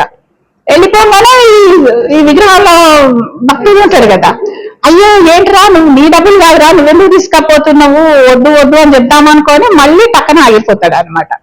కాసేపటికి ఇంకొక నావికుడు వస్తాడు. నావికుడు అంటే ఆ షిప్ల మీద వెళ్తుంటాడు అనమాట, షిప్ల మీద ప్రయాణం చేసేవాడు వస్తాడు. వచ్చి 6 నెలలకు ఒకసారి సెలవు వస్తుంది, 1 నెల రోజులు ఉంటాడు, భార్య పిల్లలతో కలిసి ఉండి మళ్ళీ 6 నెలలకు మళ్ళీ వెళ్ళిపోతుంటాడు అనమాట. ఆయన వచ్చి స్వామి 1 నెల రోజుల సెలవు అయిపోయింది, ఇక నేను బయలుదేరుతూనే ఉన్నా, సో నన్ను మంచిగా మళ్ళా వచ్చే వరకు మా పిల్లలను నా భార్యను మంచిగా చూడు స్వామి దండం పెట్టుకొని పోబోతుంటాడు అనమాట. పోబోతుండే వరకు ముందు ఏదైతే సంచి పోగొట్టుకున్న షావుకారు ఉంటాడు కదా, పరిగెత్తుకుంటూ వస్తాడు, సంచి పోయింది మన సంగతి తెలుసుకొని అరే గుళ్ళనే ఉండాలనుకొని వచ్చి చూసేవరకు ఇక్కడ ఈ నావికుడు ఉంటాడు. ఉండేసరికి వీడే సంచి తీసుకున్నాడు అని చెప్పేసి నా సంచి ఎక్కడ పెట్టుకో చెప్పు చెప్పు అని ఆ నావికుడు ఎట్ట పడుతుంటే ఆ నావికుడేమో నేను కాదయ్యా బాబు నేను తీయలేదు, నీ సంచి సంగతే నాకు తెలియదు అంటే లేదు నువ్వే దీన్ని ఏదో మాయం చేసినావు కాబట్టి అని చెప్పి పోలీసులను పట్టుకొని వస్తాడు అనమాట. వచ్చేవరకు పోలీసులు ఏం చేస్తాడు, అదేంటి ఈ నావికుడిని అరెస్ట్ చేస్తారు. ఎందుకంటే ఆ డబ్బు సంగతి ఏందో తెలియ వరకు నడువు జైల్లో ఉంటుందా అని చెప్పి తీసుకుపోతుండే వరకు ఇక ఈ విగ్రహాలు ఉన్న భక్తుడు వశం కాదనమాట. ఇన్ని అన్యాయాలు జరుగుతుంటే నేనేంటి బెల్లం కొట్టిన తాయిలాగా ఉండడం అని అప్పుడు నోరు తెరిచి చెప్తాడు, ఈయన కాదు దోషి, ఇందాక ఒక రైతు వచ్చాడు, బీద రైతు వచ్చాడు బ్యాగ్ తీసుకొని పోయిండు, వాడు డబ్బులు ఎత్తుకపోతే పాప వీడిని ఎందుకు శిక్షిస్తారు మీరు, కాబట్టి వాడిని పక్కరండి అని అంటే ఇక సరేలే అని చెప్పి అప్పుడు సాక్షాత్తు దేవుడే మాట్లాడి సత్యం చెప్పాడు కదా, ఇక వెంటనే వాళ్ళు దేవుడి మాటనే సాక్ష్యంగా తీసుకొని పోయి ఆ రైతుని పట్టుకొస్తారు, రైతుడు జైలు వేసేస్తారు, ఈ నావికుడిని వదిలిపెట్టేసేస్తారు. అంటే అదైతే ఈ గోలకు దేవుడికి మెలకొస్తుంది అన్నమాట. వీడేం కోపం వచ్చిండ్రా బాబు అనుకుంటూ పరిగెత్తుకుంటూ వస్తాడు దేవుడు. వచ్చి చూసే వరకు ఇదంతా గందరగోళం జరుగుతుంటది. జరుగుతున్న వరకు ఇంకా అప్పుడు చూసి తల మీద చేపెట్టుకొని కూర్చుంటాడు. కూర్చోగానే నా భక్తుడు వచ్చి చూడు స్వామి నేను ఎంత అన్యాయం జరగకుండా కాపాడినా చూసావా నువ్వు అని చెప్పి చెప్పుకుంటే, రే నువ్వు చేసింది అన్యాయం కాదురా, చాలా దరిద్రమైన పని చేసినావు నువ్వు, చూడు ఏం జరుగుతుందో చూడు దీని వల్ల అని చెప్పి చూస్తే ఆ షావుకారు అన్ని తప్పుడు వ్యవహారాలు చేస్తుంటాడా, కనీసం ఆ డబ్బు ఆ రైతుకు గనక ఉపయోగపడి ఉండుంటే షావుకారు పాపం కొంచెం తగ్గేది, రైతు పిల్లలు బాగుపడేటోళ్ళు పాపం బతికేటోళ్ళు. ఇప్పుడు రైతుని తీసుకుపోయి జైల్లో పెడితే వాళ్ళు చావడం తప్ప వేరే గతి ఉండదు. కాబట్టి ఒక కుటుంబం అన్యాయం అయిపోయిందిరా నువ్వు చేసిన పనుల వల్ల. పైగా ఈ నావికుడు అసలు యాక్చువల్గా వీళ్ళు జైల్లో పెట్టి ఉంటే బతికి బట్టగట్టేవాడు, ఎందుకంటే నెక్స్ట్ ఇతడు ప్రయాణానికి పోగానే ఆ సముద్రంలో షిప్ మునిగిపోతుంది అన్నమాట, అది అక్కడ ఉన్నది. సో వీడు పోవడం వల్ల రేపు సముద్రంలో చచ్చిపోతాడు వాడు. అనవసరంగా నువ్వు ఇంతమంది ఊసురు పోసుకున్నావు, అనవసరంగా నిన్ను కాసేపు దేవుడు లాగా నా ప్లేస్ లో ఉంటే ఇంత పని చేసావురా అని చెప్పి ఇంకా అంటే ఒక సాక్షిలాగా కర్మ సిద్ధాంతం ప్రకారం ఏది ఎలా జరగాలో అలా జరుగుతూ ఉంటది, దానిని గమన చూసుకుంటూ ఉండడం అనేది దేవుడిలాగా మన యొక్క బాధ్యత అన్నమాట. అందుకే పత్రిస్తారు ఆర్ ఆల్ గాడ్స్ అంటే మనం స్కాలర్ ఎగరేసుకోవడం కాదు, అంత ఒళ్ళు దగ్గర పెట్టుకొని ఉండాలన్నమాట మనము. సో ఇంట్లో ఎన్నో జరుగుతుంటాయి, కుటుంబ సభ్యులు అన్నప్పుడు వాళ్ళు పిల్లలు వాళ్ళేదో వాళ్ళు చేయాలనుకుంటూ ఉంటారు, కూతురేదో తనకు నచ్చిన పెళ్లి చేసుకోవాలనుకుంటది, లేకపోతే కొడుకు తనకు నచ్చిన చదువు చదవాలనుకుంటాడు. తండ్రిని నేను కనుక పోషిస్తున్నా కాబట్టి, ఫీజులు కడుతున్నా కాబట్టి నేను చదివిందే నువ్వు చదవాలా. అసలు నథింగ్ డూయింగ్ అనమాట. అది మనకు అసలు పనికి రానటువంటి సబ్జెక్ట్ అన్నమాట. నేను చదవలేదు కాబట్టి నువ్వు చదవాలంటాడు ఇంకా కొందరు. అది ఇంకా ఇదనమాట. వాళ్ళు మన బ్లూ ప్రింట్ ఎట్లనో మనకంటూ ఒక బ్లూ ప్రింట్ తెచ్చుకున్నాం కదా. పుట్టేటప్పుడు మనకంటూ ఒక బ్లూ ప్రింట్ తోటి మనం వచ్చినాం ఇక్కడికి. మన జీవితం మన ఇష్టం ఉన్నట్టు సాగుతోంది. మరి వాళ్ళ జీవితం కూడా వాళ్ళ ఇష్టం ఉన్నట్టు సాగాలి కదా. కాబట్టి నీకు నేను హెల్ప్ చేస్తా. ఎందుకంటే వాడు మనం హెల్ప్ చేస్తామనే మన కడుపులో పుట్టాడు కదా. వాడి పనులు ఆపుతారని పుట్టలేదు. వాడు మన హెల్ప్ కోసమే మన కడుపులో వాళ్ళు పిల్లల్లాగా పుట్టారు కాబట్టి వాళ్లకు మనము సపోర్ట్ చేయడమే మన యొక్క ధర్మం. ఇక్కడ చెట్టు ఎక్కుతున్నాడు వాడు అంటే, చిటారు కొమ్మన ఒక 10 ఏళ్ల పిల్లగాడు చెట్టు ఎక్కేటప్పుడు ఏం చేస్తాం? నిజానికి మనము భయపడకుండా కింద నిలబడి నువ్వు అక్కడి నుంచి జారి పడ్డావంటే కాళ్ళు ఇరుగుతాయి. కాళ్ళు ఇరిగితే నువ్వు అడుక్క తినడానికి తప్ప దేనికి పనికిరావు. భవిష్యత్తు చెప్తుంటాం వాళ్ళకు వీరబ్రహ్మేంద్ర స్వామి లాగా.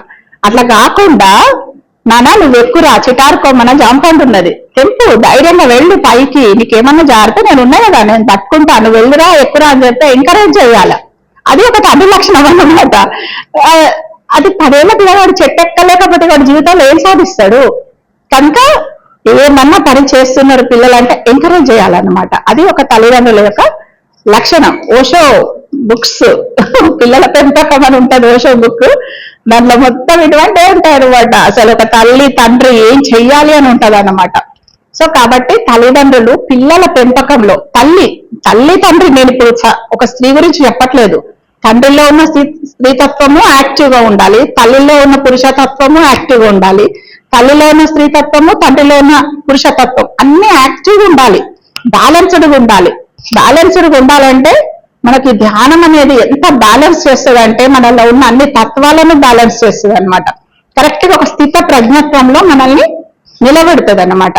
సో మెడిటేషన్ కంటే ముందు మన లైఫ్, మెడిటేషన్ తర్వాత మన లైఫ్ పరిశీలించుకుంటే అర్థమైపోతుంది మనకు కదా. ఇట్లాంటి ఎక్స్పీరియన్స్ ఎవరికైనా వచ్చాయండి? రెగ్యులర్ ప్రాక్టీస్ ఆఫ్ మెడిటేషన్ తర్వాత మైండ్ సైలెంట్ గా కామ్ గా రావడం అనేది ఎవరైనా ఎక్స్పీరియన్స్ చేశారా? కదా. అంతకుముందు అంతా ఆందోళన ఉంటుంది, అన్నింటిని మనమే పోయి చక్కబెట్టాలన్నట్టు ఉంటుంది. ఆ తర్వాత మనం సైలెంట్ గా అన్ని చక్కబడతాయన్న సంగతి తెలుస్తుంది అనమాట. సో ఇది ఒక పిల్లల పెంపకంలో మనం చేయాల్సినటువంటి ముఖ్యమైనది ఏంటంటే వాళ్లకు మన యొక్క సపోర్ట్, సహకారం ఇవ్వడమే మన యొక్క పని. అంతేగాని వాళ్ళ పనులకు అడ్డం పడడం కాదు మన పని. సో ఇలా సహనము, దయ, ప్రేమ అనేది ఇంకా అసలు అన్కండిషనల్ గా ఉండాలన్నమాట. ఇప్పుడు మనం పిల్లలను పెంచి పెద్ద చేస్తున్నామంటే రేపు మనల్ని చూసుకోవడానికి కాదు వాళ్ళని మనం పెంచి పెద్ద చేస్తుంది, వాళ్ళను ఈ సొసైటీకి ఒక ఉత్తమ పౌరుల్లాగా అందించడానికి మనము తయారు చేస్తున్నాం అన్నమాట. అంతేగా ఎంత అద్భుతంగా తయారు చేస్తామో అంత అద్భుతంగా ఈ సొసైటీ తయారవడానికి తల్లిదండ్రుల్లో కాదు మన కర్తవ్యం తప్ప మన ముసల్తనంలో వాళ్ళు మనల్ని ఏదో చేస్తారని కాదు. We are the king makers. అది గుర్తుపెట్టుకోవాలి. ప్రతి ఒక్క తల్లిదండ్రి they are the king makers. రాజులనే తయారు చేసే మనం మళ్ళా పోయి ఎవరో మనల్ని చూడాలని అనుకుంటామా? వీఆర్ ద కింగ్ మేకర్స్ అని. మనం ఇంకా 100 మంది కింగులను తయారు చేయగలుగుతాం. మన పిల్లలు కాకపోతే పక్కింటి వాళ్ళ పిల్లలను కూడా కింగుల్లాగా తయారు చేయగలుగుతాం కదా మనము. ఒక టీచర్ ఎంత గొప్ప కింగ్ మేకర్ అండి కదా. ఆ టీచర్ ఎంత విలువైంది, తల్లి తండ్రులు కూడా అంత గొప్ప కింగ్ మేకర్స్ వాళ్ళు. ఈ రోజు సొసైటీలో పెద్ద పెద్ద పొజిషన్లలో ఉన్న వాళ్ళంతా ఒకనాడు టీచర్ల చేతిలో మలచబడ్డ వాళ్ళే కదా. So teacher is the king maker అక్కడ. అలాగే తల్లిదండ్రులు కూడా కింగ్ మేకర్స్. టీచర్స్, తల్లిదండ్రులు అందరు కలిసి టీం వర్క్ చేస్తేనే ఒక గొప్ప లీడర్ అనేటోడు పుడతాడు అక్కడ కదా. ఒక గొప్ప డాక్టర్ వస్తాడు, ఒక గొప్ప ఐఏఎస్ ఆఫీసర్ వస్తాడు. ఇలా తల్లిదండ్రులు, టీచర్ అంతా ఒక టీం వర్క్ చేయాలి అక్కడ. సో అసలు నిజంగా నాకు మెడిటేషన్ లోకి వచ్చిన తర్వాత ఇవన్నీ నేను అర్థం చేసుకుంటుంటే, బుక్స్ చదువుతుంటే, అబ్బా ఇంకా చిన్నప్పుడే నాకు తెలిసి ఉంటే ఇంకా ఎంత బాగా అసలు పిల్లలను పెంచుకునే వాళ్ళ అనిపించింది అన్నమాట. ఆ తర్వాత నేను ఎన్నోసార్లు మా పిల్లలకు సారీ చెప్పినా నేను, అరే చిన్నప్పుడు నేను అంత స్ట్రిక్ట్ గా ఉండేదాన్ని, దానివల్ల మీరు ఎంత బాధపడ్డారో ఏమో కదా అని ఫస్ట్ నేను చెప్పింది సారీ అన్నమాట పిల్లలకి. సో కనుక చిన్నప్పటి నుంచి ఒక తల్లికి అన్ని తెలిసి ఉండాలి. అందుకే ఈ మ్యాట్రన్ స్టేజ్ లో యువతి దశ తర్వాత గృహిణి దశ, ప్రౌఢ స్త్రీ దశ. ఈ 3 దశలలో ఆమెకు ఈ నాలెడ్జ్ ఉండాలన్నమాట. ఎంత ఎక్కడి నుంచి వస్తుంది? బుక్స్ చదివితే వస్తుంటది, ధ్యానం చేస్తుంటే వస్తుంటది, సత్సంగాలలో పార్టిసిపేట్ చేస్తే వస్తుంది కదా. సత్సంగము అంటే ఏంటి? సత్ సంగము. సత్ అంటే మంచి వాళ్ళని ఒక పేరు. సత్ అంటే సత్యంతో కలిసి జీవించే వాళ్ళను సజ్జనులు అంటారన్నమాట. సజ్జనులను సత్యంతో ఇంకా వాళ్ళను నిద్రలో లేపి వాళ్ళను ప్రశ్నించినా సత్యమే పలుకుతారు తప్ప కానీ ఇంకోటి పలకరు వాళ్ళు. సో అంతటి ధైర్యంగా ఇప్పుడు మనం వెజిటేరియనిజంలోకి వచ్చినాం. ఎవరో ఇంట్లో పెళ్ళైతుంది, చుట్టాల ఇంట్లో, వాళ్ళు తినరాదు ఒక్కరోజు అని అంటే తింటామా మనము? ఎందుకంటే మనకు సత్యం ఏంటో తెలిసింది. అక్కడ సత్యం ఏంటో తెలిసింది కాబట్టి నువ్వు 100 మంది మనల్ని ప్రలోభ పెట్టినా మనం జోలికి పోనేస్తాం మనం కదా. అలాగే మనకు ఒక కష్టం వచ్చింది, కష్టం రాగానే బోర్ నేర్చుకుంటానో లేకపోతే ఈ కష్టానికి ఫలానా వాళ్ళు కారణమో తిట్టుకుంటూ కూర్చుంటామా మనం ఇప్పుడు కదా. ఇప్పుడు అట్లా అనుకోం కదా.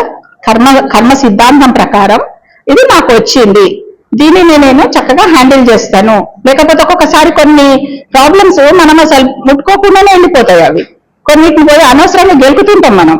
అలా దేనిని గెలకాలి, దేనిని గెలకొద్దు తెలుసుకోవాలి మనం కదా. దేంట్లో మన ప్రమేయం ఉండాలి, దేంట్లో మన ప్రమేయం ఉండదు తెలవాలి. మనం ఏం చేస్తాం సాధారణంగా? మనం వెళ్ళి కానీ సాల్వ్ చేయాల్సిన దాని పట్లనేమో సైలెంట్గా ఉంటాము, దానంతా పదే పోయేదాన్ని తీసుకపోయి పూసుకుంటుంటాం అనమాట. సో కనుక ఏది పట్టుకోవాలి, ఏది వదిలేయాలి తెలుసుకోవాలి మనం. ఇది తెలుసుకోవాలంటే మన లోపల ఏమంటారు, రెసిలియంట్ పవర్ అంటారు దాన్ని. ఏదైనా జరిగిందంటే వెంటనే ఇమీడియట్ గా మనం బ్యాక్ వచ్చేయాలి, మన లోపల మన ఒరిజినల్ స్టేట్ కి వచ్చేయగలగాలన్నమాట మనం. సో ఇవన్నీ ఒక సందర్భంలో అక్కడ కోపం ప్రదర్శించాల్సిన టైం వస్తుంది, సందర్భం ఉంది అక్కడ. మన కోపం మనం చూపించకపోతే సిచ్యువేషన్ అనేది పాడైపోతుంది. అలాంటి సమయంలో మనం కోపం చూపించాలి. ఒక క్లాస్ లో టీచర్ క్లాస్ లో పిల్లలందరూ గోలగోల చేస్తున్నప్పుడు ఆమె కూర్చొని శాంతి మంత్రం పఠిస్తాయి కదా, ఆమె కోపం తెచ్చుకోవాల్సిందే, ఎవరినో ఒకరిని తగిలియాల్సిందే. అప్పుడు మిగతా క్లాస్ అంతా కంట్రోల్కి వస్తుంది. ఆ తర్వాత ఆ టీచర్ అదే కోపాన్ని కంటిన్యూ చేసి అమ్మ ఒక టీచర్ చూస్తేనే భయపడేటట్టు ఉండొద్దు. ఇమ్మీడియట్ గా ఆ టీచర్ ఆ కోపంలోంచి బయటకు వచ్చి నేను ఇప్పుడు కోపాన్ని యాక్ట్ చేశాను అని తెలుసుకొని ఇమ్మీడియట్ గా విత్డ్రా అయిపోయి ఆమె రెసిలియంట్ అయిపోయి మళ్ళీ పిల్లలతోటి ప్రేమగా ఉండి ఎవరినైతే ఒక దెబ్బ వేసిందో వాడి లోపల ఇంప్రెషన్ పోగొట్టగలగాలి ఆ టీచర్. వాడిని ఆ దెబ్బతోటే ఇంటికి పంపొద్దన్నమాట. మళ్ళీ వాడిని పిలిచి ఏదో ఒకటి వాటితో ఆన్సర్ చెప్పిపించి మళ్ళీ క్లాస్ తోటి చప్పట్లు కొట్టిపించి దాని మీద ఈ పాత ఇంప్రెషన్ మీద కొత్త ఇంప్రెషన్ వేయాలన్నమాట. అది ఒక టీచర్ చేయగలగాలి. లేకపోతే వాడు అదే దెబ్బతోటి ఇంటికి పోయి ఇంట్లో అంతా వాడు అదే దెబ్బతోటి బాధపడి చాలా లోపల వాడు ఉండడు అయిపోతాడు అనమాట. సో టీచర్ తను కోపం చూపించాల్సిన అవసరం ఉంటే కోపం చూపించాలి, ఇమ్మీడియట్ గా బ్యాక్ వచ్చేయాలన్నమాట. సో కనుక ఈ మన లోపల ఉన్నటువంటి క్వాలిటీస్ అరిషడ్ వర్గాలు అంటారు, కామము, క్రోధము, లోభము, మోహము, ఇవన్నింటినీ కరెక్ట్ గా హ్యాండిల్ చేయగలగాలన్నమాట మనం. చాలా వరకు పురాణాలలో ఏం చెప్తారు, ఇవన్నీ తీసేయాలి, ఇవన్నీ నిర్మూలించుకోవాలని చెప్తారు. అసలు అవి మనకు టూల్స్, అవి మనం ఎందుకు నిర్మూలించుకోవాలి కదా. మనకు చేతులు కాళ్ళు పోగొట్టుకుంటామా, దాంతో మనం కరెక్ట్ వేలో నడవాలి కానీ. సో కామ, క్రోధ, లోభ, మదమాత్సర్యాలని అరిషడ్ వర్గాలను మనం కరెక్ట్ గా హ్యాండిల్ చేయడం నేర్చుకోవాలన్నమాట. సో మనకి మెడిటేషన్ ఇదంతా నేర్పిస్తుంది మనకు ఎట్లా దేనిని ఏ టైంలో దేనిని యూజ్ చేయాలి, దేనిని మనం విత్డ్రా చేసుకోవాలి, ఎక్కడ సైలెంట్గా ఉండాలి, ఎక్కడ మాట్లాడాలి, ఎక్కడ మాట్లాడకూడదు, ఇవన్నింటినీ మనకు క్లారిటీ ఇస్తుంటది అనమాట. సో అట్లాగే ప్రేమ తత్వం, తల్లిలో ఉండే ప్రేమ, ఒక స్త్రీలో ప్రేమ ఎంతగా ఉండాలంటే ఆ పిల్లవాడి ఎదుగుదలకు అది ఉపయోగపడాలి ఆ ప్రేమ అనేది తప్ప కానీ ఆ పిల్లవాడి అని భయపెట్టకూడదు. కొన్నిసార్లు తల్లులు ప్రేమతోటి పిల్లలు భయపడతారు కదా. ఆ ప్రేమ ఎంత విపరీతంగా అయిపోతుంది అంటే పిల్లగాడికి ఏమైపోతుందో, వాడు ఏమన్నా స్కూల్ నుంచి 10 నిమిషాలు రావడం లేట్ అయిపోతే ఇంకా వానికి ఏదో యాక్సిడెంట్ అయిపోయింది అనుకుంటుంది. అది విపరీతమైన ప్రేమ అన్నమాట. అలాంటి ప్రేమలు కాదు, పిల్లవాడి ఎదుగుదలకు ఉపయోగపడే ప్రేమ ఉండాలన్నమాట. సో తల్లి తప్పకుండా తను ఎప్పటికప్పుడు పరిశీలించుకుంటూ ఉండాలి. ఓసారి ఒక చిన్న పిల్ల ఒక ఇంట్లో వాళ్ళ మదరు హాల్లో పనిచేసుకుంటూ ఉంటది. కిచెన్ లో సడన్ గా పెద్ద శబ్దం అవుతుంది అనమాట. పెద్ద శబ్దం కాగానే తల్లి హాల్లో పనిచేసుకుంటున్న తల్లి గెస్ట్లు వస్తారని బాగా చాలా పెద్ద పాలు గీలు తెప్పించి కాగబెట్టి అక్కడ పెడుతుంది. ఆమె హాల్లో పని చేసుకుంటూ ఉండేసరికి సడన్ గా వంటింట్లో పెద్ద శబ్దం అవుతుంది. కాగానే ఆమె గబగబా పరిగెత్తుకుంటూ వచ్చే వరకు వంటింట్లో పరిస్థితి ఏంటంటే 5 ఏళ్ల పిల్లోడు వాడు. వాళ్ళ అమ్మకి ఏదో హెల్ప్ చేద్దామని చెప్పి పాలగిన్నెని తీసుకొని హాల్లోకి దిగబోతుంటాడు. అది కాస్త జారి డబేల్మని కిచెన్ అంతా పాలన్నీ పడిపోతాయి అనమాట. గెస్ట్లు వస్తున్నారు అక్కడ, పాలన్నీ నేలపాలైపోయి ఉన్నాయి. ఇక ఆ ప్లేస్ లో మనం ఉంటే ఏం చేస్తాం, వాడిని బాధి మళ్ళా వాడి జీవితంలో పాలంటే ముట్టుకోకుండా పాలంటే భయపడిపోతున్నాడు. మొత్తం కాదు ఆ మొత్తం ఆస్తులన్నీ పాడు చేసినట్టు రంకెలు పెట్టి గోల పెట్టి అంటే జరుగుతాయి అటువంటి జరుగుతాయి. సో ఆ తల్లి ఏం చేస్తుంది, చూస్తుంది కిచెన్ అంతా పాలమయమైపోయింది. వాడేమో బిక్కు నీకు హెల్ప్ చేద్దామని మమ్మీ అంటుంటాడు అనమాట. అంటే అప్పుడు అంటది, వావ్ ఎంత పెద్ద పాల సముద్రం చేసినావు రా నువ్వు అని చెప్పి వాడిని మెచ్చుకుంటది అనమాట. ఎంత బిగ్గెస్ట్ మిల్క్ పూల్ అని చెప్పేసేసి ఆమెకు అర్థమైంది ఈ పాల రావు, వాడిని ఇప్పుడు బాధడం వల్ల లాభం లేదు అనేసి పెద్ద పాల సముద్రం రా నువ్వే క్రియేట్ చేసినవా అంటది అనమాట. అనగానే వాడు పాప వాళ్ళ అమ్మ ఎక్కడ కొడుతుందో అని పాప రెడీగా ఉంటాడు దెబ్బలు కాచుకోవడానికి. వాళ్ళ అమ్మ ఆ మాట అనగా రిలాక్స్ అయిపోతాడు అనమాట. అయిపోయి ఎస్ మమ్మీ అనగానే మనం ఇద్దరం ఆడుకుందాం రా ఈ పాల సముద్రంలో అని చెయ్యిట్లు ఇవ్వగానే వాడు వాళ్ళ మమ్మీ చేయి పట్టుకొని అటు లోపలికి తీసుకొని ఇద్దరు కాసేపు ఆ పాల దాంట్లో ఇద్దరు ఎగురుతారు అనమాట. ఎగిరిన తర్వాత ఆమె ఏం చేస్తుంది, ఇప్పుడు దీన్ని క్లీన్ చేద్దాం మనము అని చెప్తుంది. అని ఒక స్పాంజ్ని, ఒక చీపిరిని, ఒక బట్టను మూడింటిని చూపిస్తుంది. చూపించి దీంట్లో ఏది కరెక్టో సెలెక్ట్ చేయరా అంటది. అంటే వాడు మూడింటిని చెక్ చేసి స్పాంజ్ కరెక్ట్ ఉంది మమ్మీ మంచిగా ఈజీగా స్క్వీజ్ చేయొచ్చు అంటాడు. అంటే చలో మన ఇద్దరం కలిసి దీన్ని క్లీన్ చేద్దామని ఇక వాళ్ళ అమ్మ వాడు మొత్తానికి ఏదో క్లీన్ చేసేస్తారు రూమ్ అంతా. చేసిన తర్వాత అంటే ఫస్ట్ మిస్టేక్ జరిగింది, మిస్టేక్ ని కరెక్షన్ చేసింది ఇక్కడ వితౌట్ వూండింగ్ ద బాయ్, పిల్లవాడిని గాయపరచకుండా కరెక్షన్ చేసింది. మరి మళ్ళీ ఏం చేయాలా, ఇంకోసారి ఇటువంటి మిస్టేక్ చేయకుండా ఏం చేయాలి అని చెప్పి వాడిని మళ్ళా గార్డెన్ లోకి తీసుకుపోతుంది. ఆ గిన్నెల ట్యాప్ దగ్గర నీళ్లు నింపి ఇక్కడ నుంచి అక్కడికి, అక్కడి నుంచి ఇక్కడికి 4 సార్లు నడిపిస్తుంది కింద ఒలకకుండా. అంటే వాడు మళ్ళీసారి మిస్టేక్ చేయకుండా ట్రైనింగ్ ఇస్తుంది అనమాట. అంటే ఫస్ట్ మిస్టేక్ ని కరెక్షన్ చేస్తుంది, తర్వాత మళ్ళీ మిస్టేక్ చేయకుండా ట్రైనింగ్ ఇస్తుంది. ఇది ఆ పిల్లాడు పెరిగి పెద్దగైన తర్వాత నోబెల్ ప్రైజ్ వస్తుంది ఆ పిల్లగానికి. ఎందుకు అంటే ఎలక్ట్రిక్ బల్బ్ కనుక్కున్న థామస్ ఆల్వా ఎడిసన్ అన్నమాట తన లైఫ్ హిస్టరీలో ఈ స్టోరీ రాస్తాడు. అప్పుడు మా అమ్మ చిన్నప్పుడు నాకు నేర్పిన ఈ పాఠం నేను ఎన్నోసార్లు ఎలక్ట్రిక్ బల్బ్ కనుగొనేటప్పుడు ఎన్నోసార్లు ఫెయిల్యూర్ అయినా నేను, కానీ ఎక్కడ నేను నిరాశ పడలేదు. మళ్ళీ మళ్ళీ మళ్ళీ మళ్ళీ మా అమ్మ ప్రాక్టీస్ చేసినట్టు నేను మళ్ళీ మళ్ళీ చేశాను. చేయడం వల్ల ఈ రోజు నేను ఎలక్ట్రిక్ బల్బును కనుక్కున్నా. దాని వల్లనే ప్రపంచంలో కాంతి విప్లవం వచ్చింది. అలా కాంతి విప్లవం, లైట్ రెవల్యూషన్ అంటారు దాన్ని. ఆ కాంతి విప్లవాన్ని తీసుకొచ్చినందుకు థామస్ ఆల్వా ఎడిసన్ కి నోబెల్ ప్రైజ్ ఇస్తుంటే ఆ స్టేజ్ మీద ఈ స్టోరీ చెప్తాడు. చెప్పి మా అమ్మకు నేను ఈ నోబెల్ ప్రైజ్ అంకితం చేస్తున్నా అని చెప్తాడు అనమాట. సో ఒక తల్లి అంత చక్కగా పిల్లగాడిని ట్రైన్ చేయగలదన్నమాట. బాధి నువ్వు ఇవన్నీ ఇట్లా నాశనం పట్టిస్తావు, నీ చేతులు ఏదైనా ఇంతే అది ఇదని అంటే వాడు నిజంగా అట్లనే తయారవుతాడు. అలా కాకుండా మళ్ళీ మళ్ళీ తప్పు కాకుండా వాడికి ఎంకరేజ్మెంట్ అన్నమాట. సో ఇలాంటి కథలు జరుగుతుంటే భలే ఇన్స్పిరేషనల్ గా ఉంటది కదా. అసలు నిజంగా ఎంత చక్కగా పిల్లలను పెంచవచ్చు అని చెప్పి తెలుస్తూ ఉంటది. సో ఒక మదర్ అంత చక్కగా పెంచవచ్చు. మన పురాణాలలో మనం ఎంతో మంది మదర్స్ చూసినాం కదా. సుభద్ర కడుపులో ఉన్నప్పటి నుంచే ట్రైనింగ్ ఇచ్చేసింది ఆమె అయితే కదా అభిమన్యుడికి. అంటే ఒక స్త్రీ ప్రెగ్నెంట్ ఉన్నప్పటి నుంచే బేబీని మలుచుకోగలదు. అంటే నిజంగా ఇప్పుడు స్త్రీ ప్రెగ్నెంట్ ఉన్నప్పుడు ఎంత జాగ్రత్తగా ఉండాలి, అంత జాగ్రత్తగా ఉంటున్నారా? కనుక మన పని ఏంటంటే ప్రెగ్నెంట్ లేడీస్ కి హాస్పిటల్స్కి వెళ్ళి ఇవన్నీ చెప్పాలి మనం. సో ఎంతో మంది మన పిరమిడ్ సొసైటీలో గైనకాలజిస్టులు ఉన్నారు, డాక్టర్ ఇందిరా గారు, వీళ్ళందరూ కూడా చక్కగా మంచిగా ట్రైనింగ్లు ఇస్తున్నారు. వాళ్ళ దగ్గరకు వచ్చే ప్రెగ్నెంట్ పేషెంట్స్ కి చక్కగా ఈ మెడిటేషన్ ఇదంతా అవేర్నెస్ కలిగిస్తున్నారు వాళ్ళు. సో మనకి ఎంత పని ఉంది కదా. మరి ఒక మంచి సొసైటీ ఫ్యూచర్ లో రావాలి అంటే అందరం వెళ్ళాలి. మన పిల్లలే కాదు, అందరి పిల్లలు బాగుండాలనుకుంటే మన అందరం కూడా ఇట్లాంటి ట్రైనింగ్లు ఇవ్వాలి. వెళ్ళి అడగాల డాక్టర్లను, డాక్టర్ గారు మేము మంచిగా మెడిటేషన్, ఇప్పుడు హాల్లో కూర్చుంటారు డాక్టర్ అమ్మ బిజీగా ఉంటది కదా, గైనకాలజిస్ట్ అంటే ఆల్వేస్ బిజీగా ఉంటది. ఇక్కడ కూర్చొని పాపం వాళ్ళు ఒకటే అపసోపాలు పడుకుంటా సెల్ ఫోన్లలో తిక్క వీడియోలను చూసుకుంటా కూర్చుంటారు. ఎక్కడ వెయిటింగ్ హాల్లో. దాని బదులు అక్కడ కూర్చొని మెడిటేషన్ చేయొచ్చు, లేకపోతే ఆ మెడిటేషనల్ ఇవి పెట్టొచ్చు, అక్కడ అన్ని పోస్టర్స్ పెట్టొచ్చు. వాళ్ళు అక్కడ కూర్చొని ఆ గంట అరగంట మెడిటేషన్ చేసి ఎంత బాగుంటుంది కదా, ఒక మంచి మ్యూజిక్ పెట్టించి, లేకపోతే మంచి బుక్స్ చదివితే వాళ్ళకి ఎంత అవేర్నెస్ వస్తుంది కదా. సో మనము ఈ పురాణాలలోనే మనకు బోల్డంత మంది అద్భుతమైన తల్లులు ఉన్నారు. ఈ రోజు ఈ భారతదేశము ప్రపంచానికి మార్గదర్శకం ఉందంటే ఇక్కడ తల్లులు ఎంత గొప్పలో అర్థం చేసుకోవాలి మనం కదా.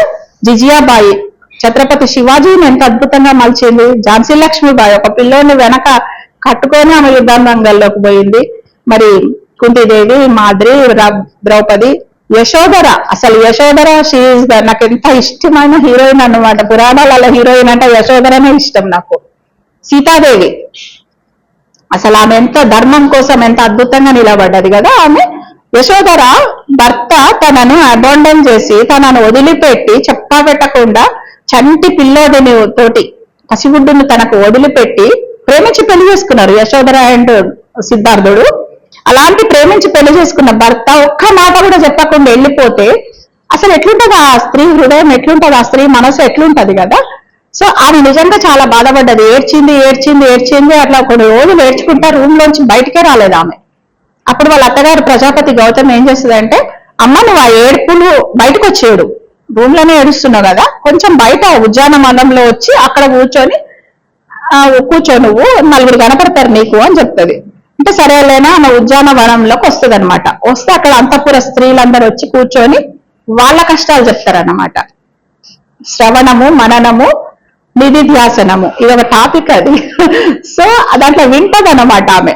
వినడం వల్ల ఏం తెలుస్తుందంటే ఆమెకు, కొంతమంది స్త్రీలు భర్తలు యుద్ధంలో పోయి చనిపోయిన వాళ్ళు ఉంటారు, కొంతమంది చిన్న చిన్న కొడుకులు వాళ్ళు ఏవో జబ్బులు వచ్చి చనిపోయిన వాళ్ళు ఉంటారు. వాళ్ళందరి కథలు విని వాళ్ళందరి బాధలన్నీ విన్న తర్వాత ఈమె కనిపిస్తుంది నా బాధ చాలా చిన్నదని తెలుసుకుంటది అనమాట ఆమె. ఎందుకంటే అసలు భర్తలే చనిపోయిన వాళ్ళు ఉన్నారు కదా, ఈమె భర్త వెళ్ళాడు, విడిచిపెట్టి వెళ్ళాడు, ఏనాడుకో నాటికి తిరిగి వస్తాడు, కానీ వాళ్ళకి ఆ పాపం అది కూడా లేదు కదా. సో వాళ్ళందరి కథలు విన్న తర్వాత యశోధరకు నా బాధ చాలా చిన్నది, వీళ్ళందరి బాధలు నాకంటే చాలా పెద్దగా ఉన్నాయి, కాబట్టి నేను వీళ్ళ కోసం పనిచేయాలి అనే సంగతి తెలుసుకుంటది అనమాట ఆమె. అలా తెలుసుకొని ఆమె మెల్లిమెల్లిగా వాళ్ళ కష్టాలన్నీ రాజుగారికి చెప్పుకుంటూ, రాజుగారి దగ్గర నుంచి వాళ్ళకి సాయం అందేటట్టు చేస్తూ వాళ్ళిద్దరి మధ్యన ఒక కోఆర్డినేటర్ గా పనిచేస్తుంది అనమాట. పనిచేస్తూ వాళ్ళతోటి మెడిటేషన్ చేపిస్తుంటది అక్కడ టెంపుల్స్ లో కూర్చోబెట్టి. అట్లా వాళ్ళని లోపల నుంచి సూదన చేపిస్తుంది అనమాట. వాళ్ళ లోపల ఉన్న బాధలు కష్టాలన్నిటి తీయించేస్తుంటది అనమాట. బయట బుద్ధుడు ఈ రాజప్రసాదం మొదలుపెట్టి బుద్ధుడు బయటికి పోయి ఎంత పని చేశాడో అంత పని యశోధర లోపల ఉండి చేస్తుంది అనమాట. అంటే బుద్ధుడు బయట ఎంత దివ్య జ్ఞాన ప్రకాశాన్ని పొందాడో అంత దివ్య జ్ఞాన ప్రకాశం ఈమె కూడా పొందుతుంది, ఈక్వల్ అన్నమాట. సో అందుకు she really great lady.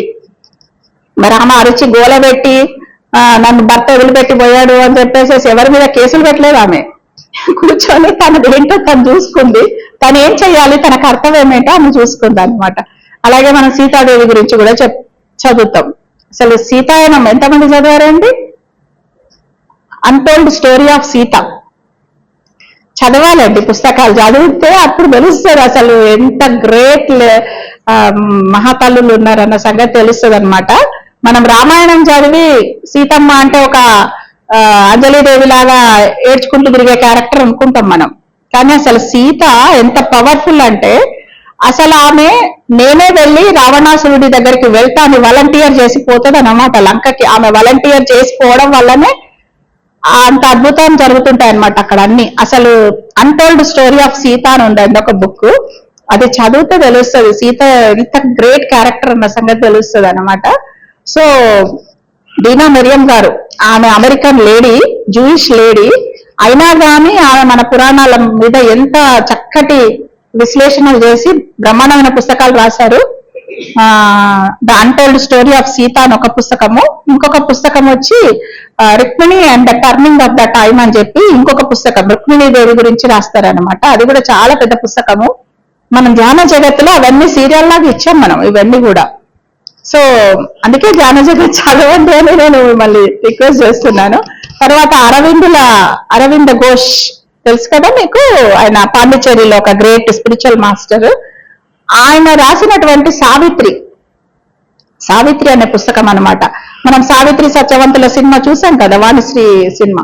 So ఆ సావిత్రి అన్ని ఆమె ఎంత గొప్ప యోగి, ఆమె ఏం చేసింది అసలు సత్యవంతుని ప్రాణాలను బ్యాక్ తీసుకురావడానికి, అసలు యమధర్మరాజు తోటి ఆమె ఎన్ని లోకాలు తిరిగింది, ఇదంతా కూడా ఆ సావిత్రి అనే గ్రంథంలో ఉంటది. అసలు అరవిందుల యొక్క ఆత్మ స్వరూపం అన్నమాట సావిత్రి అనే ఒక గ్రంథం. సో అది కూడా మనం సీరియల్ లాగా ఇచ్చాం. ఈ అన్టోల్డ్ స్టోరీ ఆఫ్ సీతను సీరియల్ లాగా ఇచ్చాం మనం. సో ఇవన్నీ మనము దాని చదవండి దయచేసి, ఎందుకంటే అది మామూలు పుస్తకం కాదండి, దాంట్లో ఎంతో నాలెడ్జ్ ని మనం పొందుపరుస్తున్నాం కాబట్టి తప్పకుండా ప్రతి ఒక్కళ్ళు చదవండి. సో మన ఈరోజు మనం అంతర్జాతీయ మహిళా దినోత్సవం సందర్భంగా స్త్రీ తత్వం యొక్క శక్తిని తెలుసుకుంటున్నాం మనం. స్త్రీ యొక్క స్త్రీ ఎంత గొప్ప సమాజాన్ని మనం నిర్మించగలం. మన లోపల ఉన్న స్త్రీతత్వంతో మన లోపల ఉన్న పురుషతత్వాన్ని రెండింటిని బ్యాలెన్స్ చేసుకున్నప్పుడు ఒక అద్భుతమైన సమాజాన్ని నిర్మించుకోగలుగుతాము. మరి స్త్రీతత్వం యొక్క ఇంకొక బెస్ట్ క్వాలిటీ కరుణ, ప్రేమ. ఇవన్నీ ఇచ్చేవి ఇవన్నీ కూడా మనం తెచ్చుకునేవి కావు. ఇవి ఇవ్వాల్సిన క్వాలిటీస్ ఇవన్నీ కూడా ఒక తల్లి తన దగ్గర నుంచి ఇస్తూనే ఉంటది కదా క్వాలిటీస్. ఇవ్వాలి అంటే ఏం చేయాలి? ఫస్ట్ ఇవ్వాలి అంటే ఇవ్వడానికి అసలు బేసిక్ క్వాలిటీ ఏంటి? ఉండాలి కదా, ఉండాలి. ఉంటేనే ఇవ్వగలుగుతాం కదా. నా దగ్గర 100 రూపాయలు ఉంటేనే కదా 50 రూపాయలు ఇవ్వగలుగుతాను. ఉన్నాయని తెలుసుకోవాలి కదా, ముందు ఉంటాయి కానీ తెలుసుకోవాలి మనం. ఉన్నాయి, నా దగ్గర ఉన్నాయి అన్న సంగతి తెలుసుకోవాలి. ఆ పాస్వర్డ్ ఉన్న అకౌంట్ లో 1 కోటి రూపాయలు ఉన్నాయి కానీ మనం పిన్ నంబర్ లేకపోతే ఏం చేయలేము కదా. సో మనకు ఆ పిన్ నంబర్ తెలవాలి, అసలు మనకు అకౌంట్లు ఉన్నాయన్న సంగతి అన్న తెలియాలి మనకు కదా. ఒక పెద్ద మనిషి రోడ్డు మీద ఇట్లా వెళ్తా ఉంటాడు అనమాట. వెళ్తా ఉంటే దారి పక్కన ఒక భిక్షగాడు కూర్చొని పాత చెక్కపెట్ట మీద కూర్చొని, బాబు ధర్మం చేయండి బాబు, 4 రోజులైంది బాబు తిండి తినక, ధర్మం చేయండి బాబు, నా పిల్లలంతా పస్తులు ఉన్నారు బాబు అని చెప్పి అడుక్కుంటుంటాడు. 10 రూపాయలు ధర్మం చేయండి, 5 రూపాయలు ధర్మం చేయండి అని ఒకటే దీనంగా అడుక్కుంటుంటాడు. సరే ఈ పెద్ద మనిషి పోతూ 10 రూపాయలు వేయబోతూ చూసే వరకు ఆయన చెక్కపెట్ట మీద ఉన్నాడు కదా, ఏంది చెక్కపెట్టెలో అని అనుకుంటాడు. అనుకొని ఏముందిరా చెక్కపెట్టెలో అని అడిగితే ఏమో తెలియదు బాబు, ఇది మా తాత చెక్కపెట్టే, మా తాత దీని మీదనే కూర్చొని జీవితాంతం అడుక్కున్నాడు, ఆ తర్వాత మా నాన్నకి ఇచ్చాడు, మా నాన్న కూడా జీవితాంతం అడుక్కొని దీన్ని వారసత్వంగా నాకు ఇచ్చాడు, దీంట్లో ఏముందో మరి మా తాతకు తెలియదు, మా నాన్నకు తెలియదు, బాబాయ్య నేను దీని మీదనే కూర్చొని అడుక్కుంటున్నా అని చెప్పి ఇక అయిపోయింది. 10 రూపాయలు ఇచ్చేసాడు కదా, ఇక వింటాడు ఎందుకు ఎక్కువ తక్కువ మాట్లాడదామని మళ్ళీ బాబాయ్య నాకు దానం చేయండి అని చెప్పి మళ్ళీ వచ్చిపోయే కస్టమర్లు వెళ్ళిపోతారు కదా అని చెప్పి వాళ్ళ మీద కాన్సన్ట్రేట్ చేసి అరుస్తుంటాడు. ఈయనకు దీంట్లో ఏదో ఉండుంటది, దీన్ని మాత్రం మనం ఏదో ఒకటి తేల్చాలని, నువ్వు జరుగురా దీన్ని చెక్కపెట్టని అయితే ముందు ఓపెన్ చేద్దాం, అసలు దీంట్లో ఏముందో చూద్దాము అని అంటే సరే బలవంతంగా దిగినాక దాన్ని ఓపెన్ చేసి ఎంత ఓపెన్ కాదనమాట, ఎందుకంటే జామ్ అయిపోయి ఉంటాయి అన్ని, ఎక్కడికక్కడ తుప్పు పట్టిపోయి జామ్ అయిపోయి ఉంటది అనమాట. సరే ఏదో కష్టపడి దాన్ని అటు వలగొట్టి ఓపెన్ చేసి చూస్తే దాని నిండా నగలు, నాణ్యాలు, వజ్ర వైడూర్యాలు, డబ్బులు, బంగారు నాణాలు నిండిపోయి ఉంటాయి అనమాట. అంటే వాడి తాత అంత ధనం పెట్టుకొని కూడా అడుక్కొని తిన్నాడు, వాళ్ళ నాన్న అడుక్కు తింటున్నాడు, వీడు అడుక్కు తింటున్నాడు. అలాగే మన లోపల కూడా ఎన్నో సంపదలు ఉన్నాయి. సంపద అంటే బయట ఉండే డబ్బులే కాదు, మన లోపల ఒక దయాగుణం ఉన్నది అంటే ఒక సంపద, మనలో ప్రేమ గుణం ఉందంటే ఒక సంపద, ఒక కరుణ ఉన్నదంటే ఒక సంపద, ఒక సహనం ఉన్నదంటే అది ఇంకా బిగ్గెస్ట్ సంపద మనకి. సో ఇలాంటి సంపదలన్నీ మనలో ఉన్నాయి అని తెలిస్తేనే ఇస్తాం మనం ఎవరికైనా కదా. కాబట్టి మెడిటేషన్ ఏం చేస్తుందంటే మన లోపల సంపదలను మనల్ని గుర్తింపజేస్తుంది అన్నమాట, చేస్తుంది. కాబట్టే మనము ఈరోజు మరి మన మాధవి మేడం ఉంది, ఇంత పెద్ద ఇంటిని తీసుకొని ఆమె రెంట్లకి ఇచ్చుకోవచ్చు, ఇక 4 పోర్షన్లు వేస్తే డబ్బులు వస్తాయి. కానీ మరి ఆమె ఒక సెంటర్ని కట్టి సెంటర్లో అందరినీ పిలిచి కూర్చోబెట్టి క్లాసులు పెట్టి భోజనాలు పెట్టి ఎంత సేవ చేస్తుంది అంటే అంత సేవ చేస్తుంది. ఎక్కడి నుంచి వచ్చింది ఆ పంచుకునే గుణం అంటే? అది ఆమెలో ఉన్న గుణం అది. సో పంచుకుంటే పెంచుకోబడుతుంది ఏదైనా కానీ. సో కనుక మన లోపల ఉన్నటువంటి సంపదలను మనం తెలుసుకుందాం యాజ్ మహిళల్లాగా. అసలు మనం దేనికి ఏడవాల్సిన పని లేదు, బాధపడాల్సిన పని లేదు, ఎవరితోటి పోటీ పడాల్సిన పని అంతకంటే లేదు. ఎందుకంటే చామంతి పువ్వే, గులాబీ పువ్వే, దీని గొప్పతనం దీనిలో, దాని గొప్పతనం దాందే. అలాగే స్త్రీతత్వం యొక్క గొప్పతనం స్త్రీతత్వానిదే, పురుషతత్వం యొక్క గొప్పతనం పురుషతత్వానిదే. కాబట్టి దేని గొప్పతనాన్ని దాన్ని మనం తెలుసుకొని ఐడెంటిఫై చేసుకొని మనలో ఉన్న సంపదలను మనం తెలుసుకున్నప్పుడు ఆ సంపదలను మనం 10 మందికి పంచిపెట్టగలుగుతాం. అదే ఒక స్త్రీ చేయగలిగినటువంటి గొప్ప పని ఈ లోకంలో తప్ప పోటీ పడడానికి కాదు మనం ఇక్కడికి వచ్చింది. కాబట్టి అందరికీ కూడా అంతర్జాతీయ మహిళా దినోత్సవ శుభాకాంక్షలు. థ్యాంక్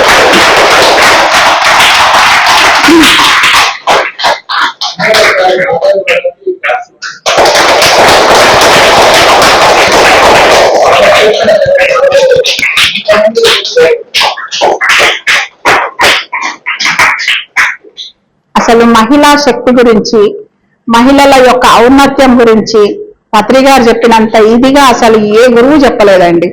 అసలు పత్రిగారు ఎంత అద్భుతంగా చెప్తారంటే, ఒక స్త్రీ ధ్యానం చేస్తే పార్వతీదేవి లాగా శక్తివంతమవుతుంది. తర్వాత చక్కటి జ్ఞానంతో కూడిన పుస్తకాలను చదువుతుంటే సరస్వతీదేవి లాగా విజ్ఞానవంతురాలవుతుంది. చక్కటి సేవ చేస్తుంటే లక్ష్మీదేవి లాగా వెలిగిపోతుంది అన్నమాట. లక్ష్మీదేవి అంటేనే సేవకు ప్రతిరూపం. మనం అనుకుంటాం లక్ష్మీదేవి అంటే డబ్బులు అనుకుంటాం. సేవకు ప్రతిరూపం అన్నమాట. మన దగ్గర 10 రూపాయలు ఉన్నాయంటే దానిని ఇంకొకళ్ళతో పంచుకున్నాము అంటే లక్ష్మీదేవి చేసే పని అన్నమాట అది. సో లక్ష్మీదేవి అంటే సేవకు ప్రతిరూపం. మనం ఎంతగా సేవ చేస్తున్నామంటే అంతగా వాళ్ళలో లక్ష్మికళ ఒత్తి పడుతూ ఉంటది. సో కాబట్టి మనము చక్కటి సేవ చేద్దాం. ఏం సేవ చేద్దాం? మనం ఏది చేయగలిగిన సేవ ఉంటుంది చేద్దాం. మనం కూరగాయలకు పోతున్నాము అంటే పక్కింట్లో ఎవరైనా పెద్దవాళ్ళు ఉన్నారు, ముసలి వాళ్ళు ఉన్నారు, పాపం వాళ్ళు వెళ్ళలేరు. బాబాయ్ గారు మీకు కూడా కూరగాయలు తెచ్చి అలానే ఒక మాట అడుగుదాం, అది సేవనే కదా. ఎక్కడికో పోయి మదర్ తెరిసే లాగా చేయక్కర్లేదు. ఇంటి పక్కన ఉన్న వాళ్ళకి చేసినా మనం సేవ చేసినట్టే. ఓకే. చాలా మంది అనుకుంటారు గవర్నమెంట్ సర్వీస్ చేసిందంట, జీతం తీసుకుంటే సర్వీస్ అవుతుంది. ఎట్లయితుంది అది కదా? జీతం అంటే పని చేసినాము, ఉద్యోగం చేసినాము, జీతం వచ్చింది, అయిపోయింది అక్కడికి. అది సర్వీస్ కాదు, అది ధర్మం, ఉద్యోగ ధర్మం. అది మన తల్లిదండ్రులకు సేవ చేసినామని చెప్పుకుంటారు చాలా మంది. తల్లిదండ్రులకు సేవ చేయకపోతే తప్పది, అది సేవ కాదు. అది తల్లిదండ్రులను చూసుకోవడం మన ధర్మం. అది ఆడపిల్లలైనా మగపిల్లలైనా అందరూ సమానంగా చూసుకోవాలి తల్లిదండ్రులను. అది వాళ్ళ ధర్మం. అది సేవ కానే కాదు. మన తల్లిదండ్రులకు మనం ఎంత చేసినా అది సేవనే కాదు అసలు. అది పక్క వాళ్ళ తల్లిదండ్రులకు చేస్తే అది సేవ అవుతుంది, కానీ మన తల్లిదండ్రులకు మనం చేస్తే దాన్ని ధర్మం అంటారు. ధర్మాన్ని మనం చేయకపోతే అప్పుడు మనం పనిష్మెంట్లు ఉంటాయి మనకి. కాబట్టి మన తల్లిదండ్రులను చూసుకోవడం బాధ్యత, ధర్మం. అది దాంట్లో ఒక్క పిసరు మనం తక్కువ చేసినా కానీ దానికి తగ్గ ఫలితం అనేది అనుభవిస్తూనే ఉంటాం. కనుక తల్లిదండ్రుల విషయంలో ఎప్పుడు కూడా మనము తప్పు పనులు చెయ్యొద్దు. మన తల్లిదండ్రులు గారేంటి, హస్బెండ్ వైఫ్ తల్లిదండ్రులు ఎవరైనా సరే తల్లిదండ్రులు అంతే. వాళ్ళు పెద్దవాళ్ళైంది కాబట్టి వాళ్ళని మనం చూసుకోవడం. వాళ్ళు మనం చిన్నప్పుడు మనల్ని ఎంత చూస్తేనే కదా మనం ఇంత అయినాము. కనుక వాళ్ళని చూసుకోవడం మన ధర్మం. అది తర్వాత మనము పిల్లల మన తోటి ఇంకా వేరే వాళ్ళు ఎవరైనా ఉంటే వాళ్ళకి మన దగ్గర ఉన్న 10 రూపాయల నుంచి 1 రూపాయి సహాయం చేద్దాం. అది ధర్మం మనది, అది సేవ అంటారు దాన్ని. సో కనుక మన యొక్క కర్తవ్యం ఇక్కడ లక్ష్మీదేవి లాగా సేవ చేయాలి, సరస్వతీదేవి లాగా విజ్ఞానాన్ని తెచ్చుకోవాలి, పార్వతీదేవి లాగా ధ్యానం చేసి శక్తివంతులం కావాలి. ఈ మూడింటి స్వరూపమే ఒక స్త్రీ.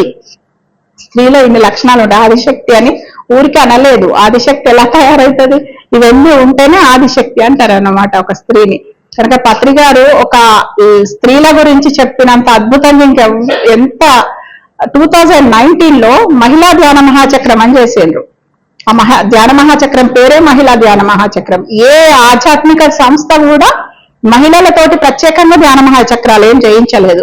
అప్పుడు వాళ్ళకే సార్ మొత్తం అంటే ఆర్గనైజింగ్ అంతా వాళ్ళకి అప్పగించారు. సార్ అప్పగించి మగవాళ్ళు వెనక ఉండి వాళ్ళకి సహకారం చేయండి, కానీ మొత్తం స్టేజ్ మీద అంతా లేడీస్ తోటే చాలా అద్భుతంగా జరిగింది. మహిళా ధ్యాన మహాచక్రం 2019లో చేశారు.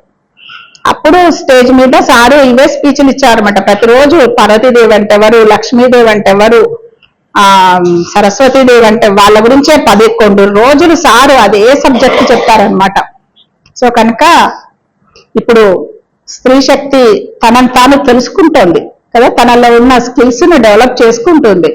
కనుక ఎవరు కూడా ఖాళీగా ఉండద్దు. పిల్లలు పెద్దవాళ్ళు అయిపోయారు కదా, ఇంకా మనం చేయాల్సింది ఏం లేదు అనుకోవద్దు. చిన్నప్పుడు మర్చిపోయిన కళలు ఉంటాయి, అదేదో చేద్దాం ఇదేదో చేద్దాం అనుకుంటుంటాం కదా, అవన్నిటిని బయటికి తీసుకొచ్చి వాటిని సానబెట్టుకోవాలి. మనం పాటలు పాడగలిగిన వాళ్ళు పాటలు నేర్చుకోవాలి, బొమ్మలు వేయగలిగిన వాళ్ళు బొమ్మలు వేయాలి, నేర్చుకోవాలి, మళ్ళీ వెళ్ళి ప్రాక్టీసులు చేసుకోవాలి. అప్పుడు దానివల్ల ఏమవుతుందంటే మన లోపల ఉన్న క్రియేటివ్ బ్రెయిన్ డెవలప్ అవుతుంది అనమాట. ఈ లైఫ్ లో ఎప్పుడు ఏది ఇంకా అయిపోయింది అనేది ఏమి ఉండదు, ఎప్పుడు కంటిన్యూషన్ ఉంటుంది లైఫ్ కి ఎప్పుడు కూడా. సో ఏమన్నా డౌట్లుంటే మాట్లాడదాం. షూర్. అందరూ హాయిగా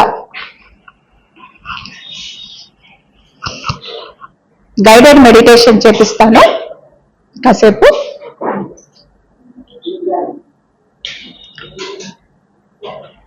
లైట్ ఆఫ్ చేస్తారా మాధవి? ఒక్కటి చాలు. హాయిగా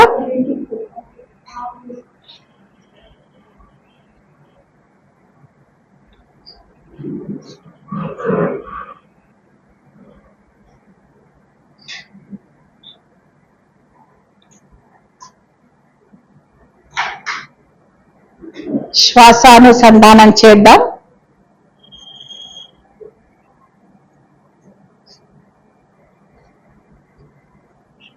చక్కటి చిరునవ్వు ముఖంతో, నో సీరియస్నెస్ ప్లీజ్. ఎందుకంటే ఈ భూమి మీద ఉన్న జీవరాశులన్నింటిలోకెల్లా హాయిగా చిరునవ్వు నవ్వగలిగేది మనమే. కాబట్టి చక్కటి చిరునవ్వు ముఖంతో రిలాక్స్. ఎక్కడ శరీరంలో ఏ భాగాన్ని పట్టి ఉంచకండి, జస్ట్ రిలాక్స్.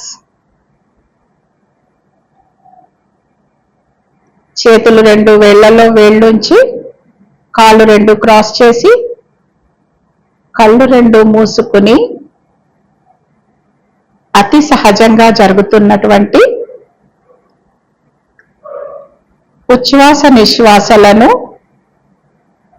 ఆహ్లాదంగా గమనిస్తూ శ్వాసానుసంధానం చేద్దాం.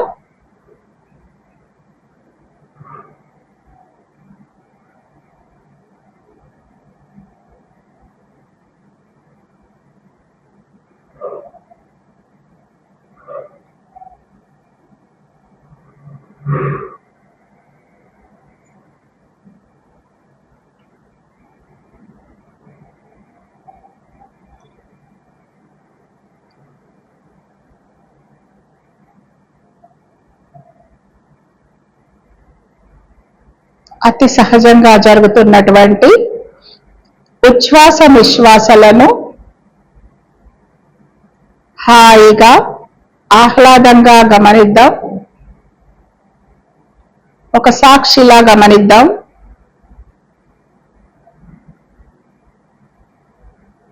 మన శ్వాసే మన గురువు. మన గురువుతో కలిసి మనం మన లోపలికి ప్రయాణం చేద్దాం.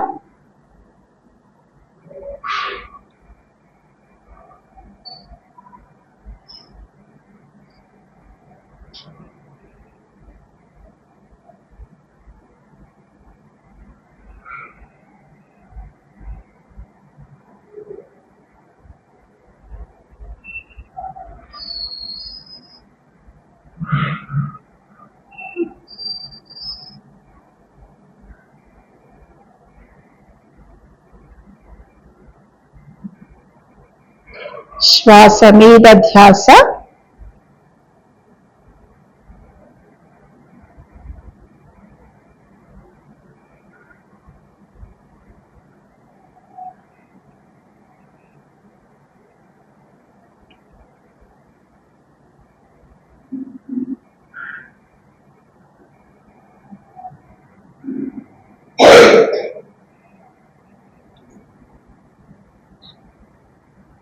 మెల్లమెల్లగా శ్వాస చిన్నదవుతూ రెండు కనుబొమల మధ్య స్థితమైపోతోంది. మెల్లమెల్లగా శ్వాస చిన్నదవుతూ రెండు కనుబొమల మధ్య స్థితమైపోతోంది. చక్కటి ఆలోచన రహిత స్థితిలోకి వచ్చేస్తున్నాము. ఈ చక్కటి ఆలోచన రహిత స్థితిలో శరీరం అంతా హాయిగా తేలికగా మారిపోతోంది.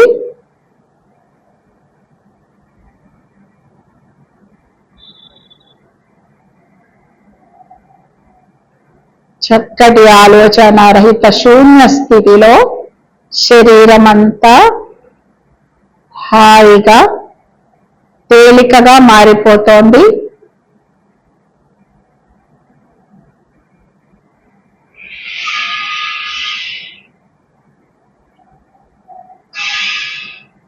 ఈ శూన్య స్థితిలో మెల్లమెల్లగా మన తలపై ఉన్నటువంటి అతి సూక్ష్మమైన బ్రహ్మరంధ్రం తెరుచుకుంటోంది.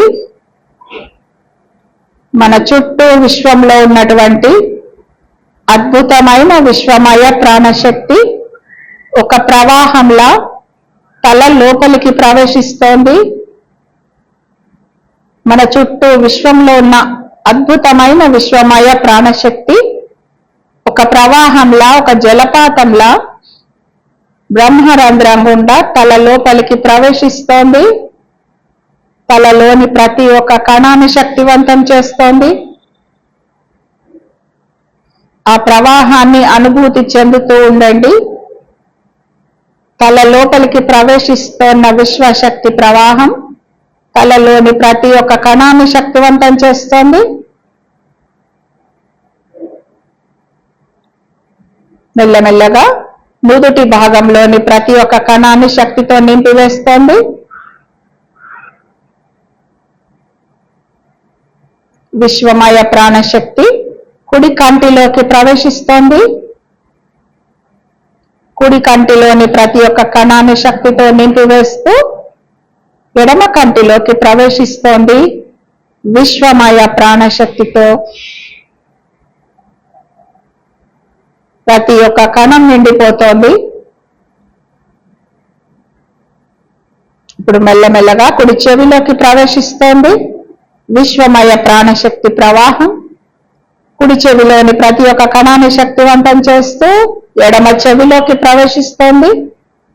ఎడమ చెవినంతటిని శక్తిమయం చేస్తూ మెల్లమెల్లగా కుడి చెంపలోనికి ప్రవేశిస్తోంది.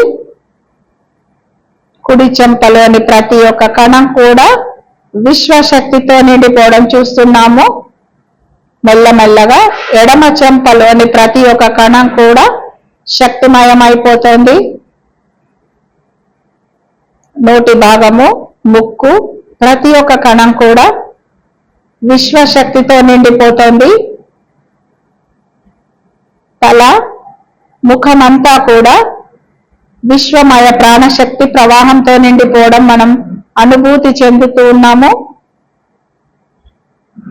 ఇప్పుడు మెల్లమెల్లగా విశ్వమయ ప్రాణశక్తి గొంతు భాగంలోకి ప్రవేశిస్తోంది. గొంతులోని ప్రతి ఒక్క కణాన్ని శక్తివంతం చేస్తూ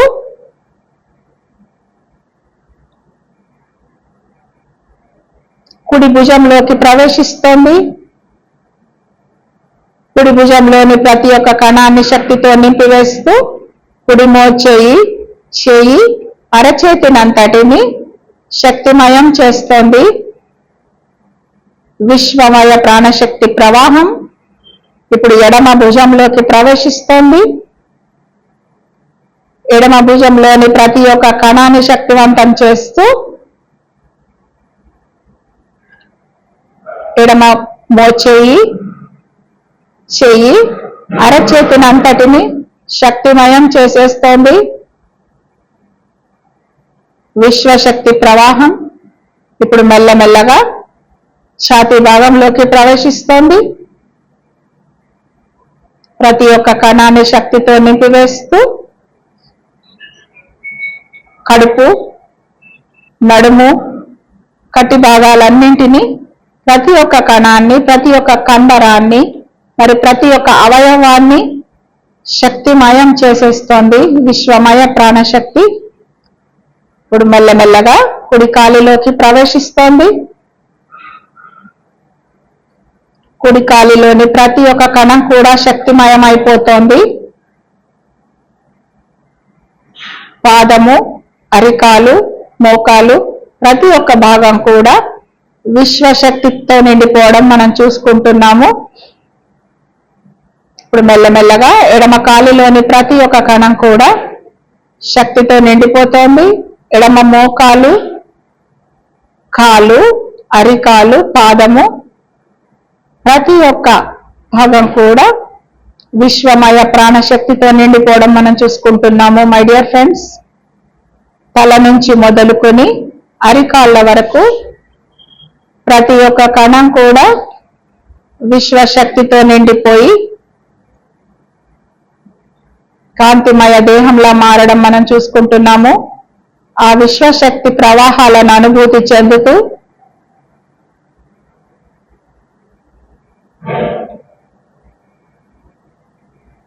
ఇప్పుడు మెల్లమెల్లగా విశ్వశక్తి ప్రవాహం మన శరీరం చుట్టూ ఉన్నటువంటి దేహ కాంతి వలయం అంటే ఆరాలోకి ప్రవేశిస్తోంది. దేవుళ్ళ పటాలలో దేవుళ్ళ చుట్టూ ఒక వెలుగు కనపడినట్లు మనందరి చుట్టూ కూడా మనదైన ఆరా ఉంటుంది. ఆ ఆరా అంటే దేహకాంతి వలయం ఎంత బలంగా ఉంటే అంతగా మనం ఆరోగ్యంతో ఆత్మ జ్ఞానంతో విలసిల్లుతూ ఉంటాము.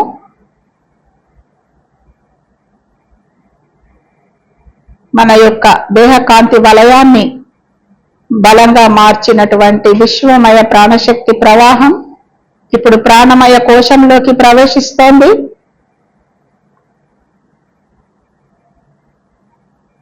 ప్రాణమయ కోశంలోని సూక్ష్మ నాడీ మండలాన్ని శుద్ధి చేస్తూ ఆ నాడీ మండలంపై ఉన్నటువంటి గత అనేకానేక జన్మలకు చెందిన బ్లాక్స్ అన్నింటినీ శుద్ధి చేస్తోంది. చెడు కర్మల బ్లాక్స్ అన్నింటినీ శుద్ధి చేస్తోంది విశ్వమయ ప్రాణశక్తి. ఇప్పుడు మెల్లమెల్లగా మన ప్రాణమయ కోశంలోని కుండలిని జాగృతం చేయడానికి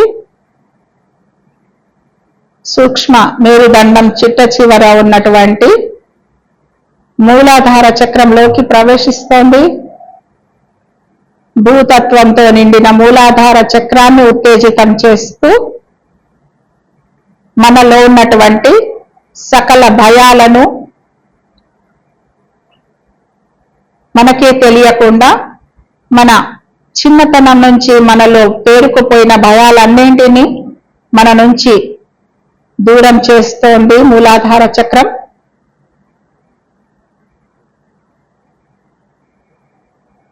ఇప్పుడు పొత్తి కడుపు భాగంలో ఉన్నటువంటి జలతత్వంతో నిండిన స్వాధిష్టాన చక్రాన్ని ఉత్తేజితం చేస్తోంది విశ్వమయ ప్రాణశక్తి. స్వాధిష్టాన చక్రం ఉత్తేజితం చెందినప్పుడు మనలో పేరుకుపోయి ఉన్నటువంటి మన ఊహ తెలియక ముందు నుంచి మనలో పేరుకుపోయి ఉన్నటువంటి అనేక అభద్రతా భావాలు అంటే ఇన్సెక్యూరిటీ ఫీలింగ్స్ అన్నీ కూడా మన నుంచి దూరం అయిపోతూ ఉంటాయి.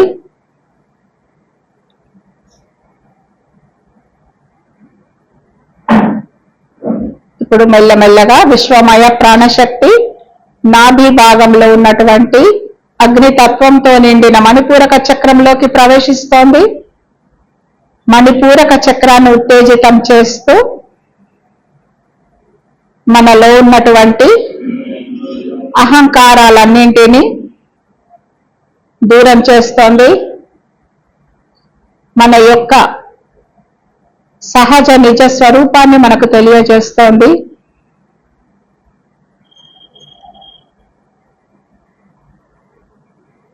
ఇప్పుడు మెల్లమెల్లగా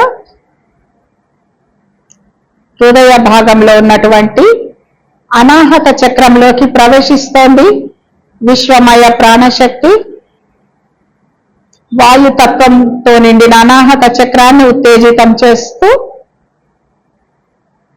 ప్రేమ, దయ, కరుణ, సహానుభూతి వంటి దివ్య లక్షణాలను మనలో పెంపొందింపజేస్తుంది విశ్వమయ ప్రాణశక్తితో నిండినటువంటి అనాహత చక్రం. ఇప్పుడు మెల్లమెల్లగా గొంతు భాగంలోకి ప్రయాణిస్తోంది విశ్వమయ ప్రాణశక్తి ప్రవాహం. గొంతు భాగంలో ఆకాశ తత్వంతో నిండిన విశుద్ధ చక్రాన్ని ఉత్తేజితం చేస్తూ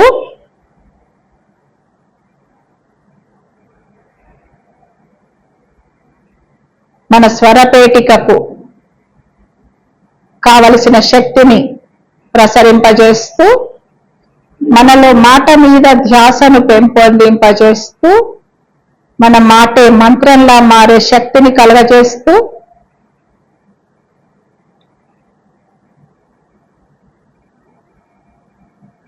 రెండు కనుబొమల మధ్యన ఉన్నటువంటి ఆజ్ఞా చక్రం వైపు ప్రయాణిస్తోంది విశ్వమయ ప్రాణశక్తి. పంచేంద్రియ తత్వాలతో నిండినటువంటి ఆజ్ఞా చక్రాన్ని ఉత్తేజితం చేయడం ద్వారా మన మాట, మన చూపు, మన వినే శక్తి, మనం తినే ఆహారం, మనం మాట్లాడే మాట, మనం చూసే వాసనలు అన్నీ కూడా చక్కగా సరిచేయబడతాయి. ఏది తినాలో అదే తింటాం, ఏది మాట్లాడాలో అదే మాట్లాడతాము, ఏది చూడాలో అదే చూస్తాము, ఏది వినాలో అదే వింటాము. ఇలా పంచభూతాల తత్వాలతో మనల్ని ఉత్తేజితం చేస్తూ పంచేంద్రియ జ్ఞానంతో మనల్ని పటిష్టం చేస్తూ విశ్వమయ ప్రాణశక్తి ప్రవాహం తల పైభాగంలో ఉన్నటువంటి 1000 దళాల పద్మంలా విచ్చుకొని ఉన్న సహస్రారంలోనికి ప్రవేశిస్తోంది. సహస్రారంలో ఉన్న మనం మన యొక్క నిజ స్థితిని మనం తెలుసుకుంటున్నాము.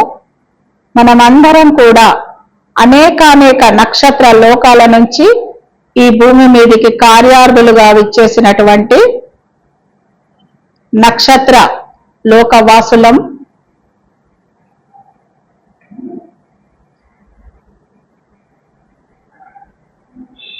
ఈ భూమి మీద దైవ ప్రణాళికను అమలుపరచడానికి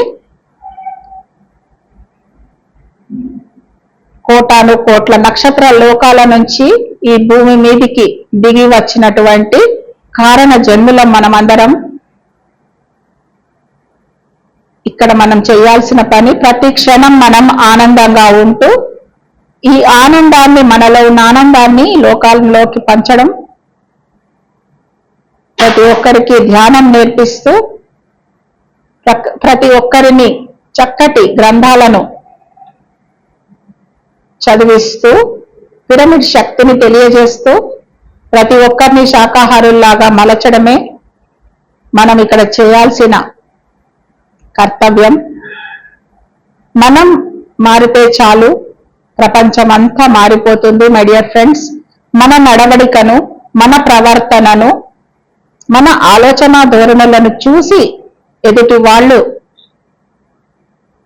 మారుతారు. కనుక మనల్ని మనం జాగ్రత్తగా ఎరుకతో ఉంచుకోవడమే మనం ఇక్కడ చేయాల్సిన పని.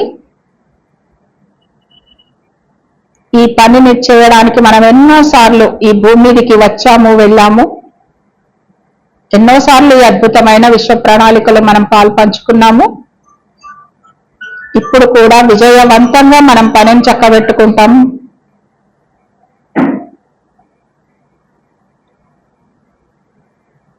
ఇంతవరకు మన యొక్క భౌతికమయ దేహాన్ని కాంతి దేహంలాగా మార్చి మన యొక్క దేహకాంతి వలయాన్ని బలంగా చేసి మన ప్రాణమయ కోశాన్ని శుద్ధి చేసి మన కుండలిని జాగృతం చేసి మన యొక్క నిజస్థితిని, మనం నక్షత్ర లోక వాసుల మన నిజస్థితిని మనకు తెలియజేసినటువంటి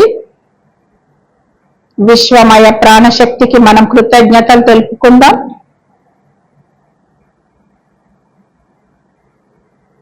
మానవ జన్మ తీసుకుని ఈ భూమి మీద దైవ ప్రణాళికను అమలు పరుచుకోవడానికి ఇక్కడికి రావడానికి మనకు అవకాశం ఇచ్చినటువంటి ఆస్ట్రల్ మాస్టర్లందరి పట్ల మనం కృతజ్ఞతలు తెలుపుకుందాం.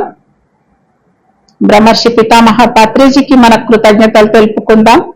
ఈ భూమి మీద మనం ఏం చేయాలో అన్న దిశానిర్దేశం చేసినటువంటి, మనకు మార్గదర్శనం చేసినటువంటి మన గురువు పత్రిజీకి మనం కృతజ్ఞతలు తెలుపుకుందాం.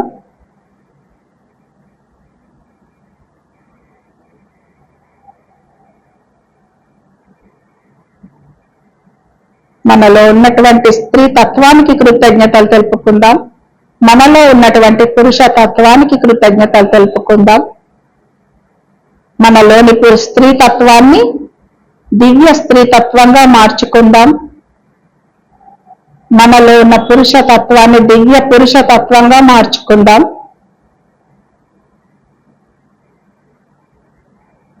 ఈ సమాజంలో ఉన్నటువంటి గాయపడిన స్త్రీ తత్వాలను, గాయపడిన పురుష తత్వాలను ధ్యానం ద్వారా చక్కగా స్వస్థత పరుద్దాం. Thank you.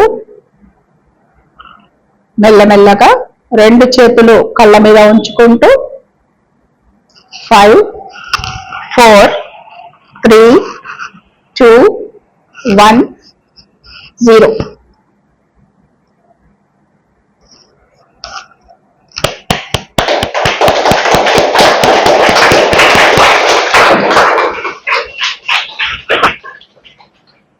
ఎలా ఉందండి మెడిటేషన్?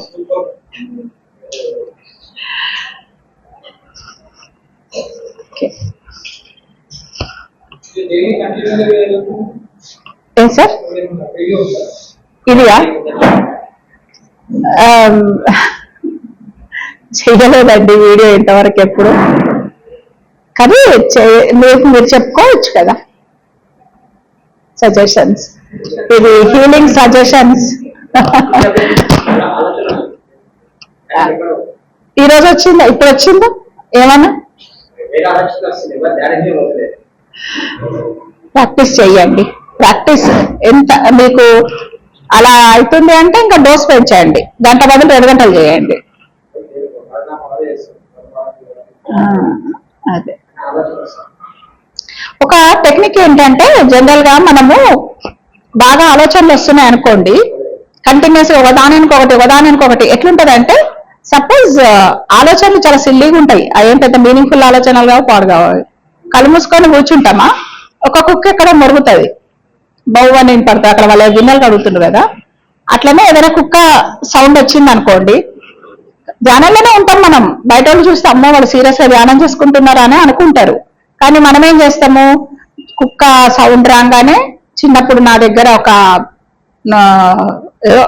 సీజరో ఏదో కుక్క ఉండేది, అది కూడా భలే ఉండేది, నేను సీజర్ తోటి బాగా ఆడుకునేవాడిని, అది ఇది అని చెప్పి మన చిన్నప్పటి కుక్క మీదకి పోతుంది. పోయినాక అక్కడి నుంచి మా మామయ్య కూడా ఒక కుక్క ఉండేది, మా మామయ్య కుక్క చాలా పెద్దగా ఉండేది అని చెప్పి మామయ్య కుక్క మీదకి పోతుంది. అక్కడి నుంచి మళ్ళీ మా మామయ్య చిన్నప్పుడు మాత్రం బాగానే ఉండేవాడు, కానీ ఇప్పుడు అమెరికా పోయాక బాగా పొగరెక్కింది, అస్సలు మమ్మల్ని సరిగ్గా చూడట్లేదు మా మామయ్య, అది ఇదని మామయ్య చేసిన అన్యాయాలన్నీ మళ్ళా ఇటు వస్తాయి అన్నమాట. ఇక్కడ నుంచి అమ్మమ్మ గారు మామయ్య, అత్తయ్య, మామయ్య కాస్త మంచోడే కానీ అత్తయ్యనే ఇట్లా చేస్తుంది, అది అటు పోతుంది. అట్లా ఇట్లా ఇట్లా గంట సేపు తిరుగుతుంది అన్నమాట. ఇక్కడ కుక్క బొవ్వ నడిచిన కుక్క తెలియదు మనం ఎటుపోతున్నాం, మన అమెరికా పోయిన సంగతి దానికి తెలియదు, అదేదో దోచకారు అరుచుకుంటది. మన ఆలోచనలు ఇట్లా పోతాయి. ఇంతకంటే గొప్ప ఆలోచనలే ఉండవండి. నిజంగా మీకు వచ్చిన ఆలోచన సరళిని బుక్ మీద రాయండి. ఒక 10 నిమిషాలలో నాకు ఎన్ని ఆలోచనలు వచ్చినాయి, ఏ రకమైన ఆలోచనలు వచ్చినాయి, దీంట్లో నాకు పనికొచ్చేది ఒకటన్నా ఉందా, ఒకసారి రాసి చూసుకోండి. చూసుకుంటే మనకు అర్థమైపోతుంది అన్నమాట. అప్పుడు నెక్స్ట్ టైము రావి అవి. ఇంకొక టెక్నిక్ ఏంటిదంటే, పుస్తకం చదవండి. మెడిటేషన్ కూర్చునే ముందు ఏదైనా ఒక బుక్ చదవండి. బైపాసింగ్ అంటారు అన్నమాట దాన్ని. ఎందుకంటే మీరు సీరియస్ గా వర్క్ నుంచి వచ్చి సడన్ గా కళ్ళు మూసుకొని కూర్చుంటే వర్క్ మీదకే పోతాయి ఆలోచనలు. అంతవరకు ఏది నడిచిందో అది కంటిన్యూషన్ అవుతుంది. అలా కాకుండా మీరు ఏంటంటే బుక్ చదివిండ్రు అనుకో, థాట్స్ బైపాస్ అవుతాయి అనమాట. అవి కళ్ళు మూసుకొని కూర్చోగానే ఆ బుక్ మీదకి పోతాయి కొంచెం సేపు ఆలోచనలు. అక్కడ మనకు పెద్ద సబ్జెక్ట్ తెలియదు కదా, మనం ఏదో 10 లైన్లు చదువుతాం, ఆ తర్వాత ఏమైతుందో తెలియదు కాబట్టి అక్కడికి ఆగిపోతాయి ఆలోచనలు. ఆగిపోయి అక్కడ నుంచి మళ్ళీ సైలెంట్ అయిపోతుంది అనమాట మైండ్. ఇది ఒక టెక్నిక్. అంటే ఇవన్నీ నేను కనిపెట్టుకున్న టెక్నిక్స్ అన్నమాట. తర్వాత ఇంకొకటి ఏంటంటే మొత్తం భూగోళం ఊహించుకోండి. గ్లోబ్ మీద మీరు ఒక్కరే కుర్చేసుకొని కూర్చున్నారు. ఎవ్వరు లేరు అసలు. ఇక భూమండలం మీద ఇరాన్ లేదు, ఇరాక్ లేదు, అమెరికా లేదు, ఏం లేదు. ఇక మీరు ఒక్కరే ఉన్నారు. మీ ఒక్కరే కూర్చొని ఎంతమంది గురించి ఆలోచిస్తారు? అసలు ఎవరు లేనప్పుడు లేని వాళ్ళ గురించి ఏం ఆలోచిస్తారు మీరు కదా? అదొక టెక్నిక్ ట్రై చేయండి. అది తర్వాత ఇంకొకటి ఏంటంటే కళ్ళు మూసుకొని ఇక పడుకునేటప్పుడు ఏం చేయండి అంటే మెడిటేషన్ కూర్చుంటారు కదా, పడుకునే ముందు కంపల్సరీ చేయండి. పొద్దున్న లేంగా చేయండి, రాత్రి పడుకునే ముందు చేయండి. ఒక పెయింట్ డబ్బా ఊహించుకోండి, మంచి ఏషియన్ పెయింట్స్ వైట్. ఓ బ్రష్ తీసుకోండి, ఆ బ్రష్ తోటి మొత్తం లోపల బ్రెయిన్ అంతా లోపల మొత్తం తెల్లగా పెయింట్ కొట్టేయండి. ఇంకా ఏం రావు ఆలోచనలు. అంటే ఇవన్నీ ట్రై చేస్తూ ఉండండి. మీరు కొత్తగా కనిపెట్టి మాకు చెప్పండి. ఇక తెల్లగోడ మీద ఏముండవు కదా, ఇప్పుడు అక్కడ చుక్క కనపడితే ఆ చుక్క ఏంటి అని ఆలోచిస్తాం మనం. చుక్క లేకుండా వైట్ పెయింట్ తోటి ఉంటే ఏం ఆలోచించాం కదా జనరల్ గా. ఇప్పుడు చూడండి, నేను ఒక వైట్ పేపర్ చూపించి మధ్యలో ఒక సన్న చుక్క పెడతా, మీ దృష్టి ఎట్టుపోతుంది, చుక్క మీదకే పోతుంది. అంత తెల్లగా 99% తెల్లగా ఉన్నది, అది మనం ఆలోచించాం. ఓన్లీ చుక్క గురించి ఆలోచిస్తాం. ఎందుకంటే చుక్క రౌండ్ ఎందుకుంది, ఇంకో చుక్క ఉందా అని కూడా చూస్తుంటాం అనమాట. సో మైండ్ యొక్క పని ఏంటిదంటే ఆలోచించడమే దాని పని. సో దీంట్లో కూడా రకరకాలు ఉంటాయి, ఆల్ఫా బీటా తీటా గామా అనుకుంటూ రకరకాల ఆలోచనలు, ఒక్కొక్క ఆలోచనలలో మన మైండ్ ఎట్లా పనిచేస్తుంది, అన్ని సైంటిఫిక్ సబ్జెక్ట్స్ అవన్నీ ఉంటాయి. కానీ బట్ ఆలోచనలను బైపాస్ చేయడానికి టెక్నిక్స్ కనుక్కొని నెక్స్ట్ టైం మీరు మాకు చెప్పాలి.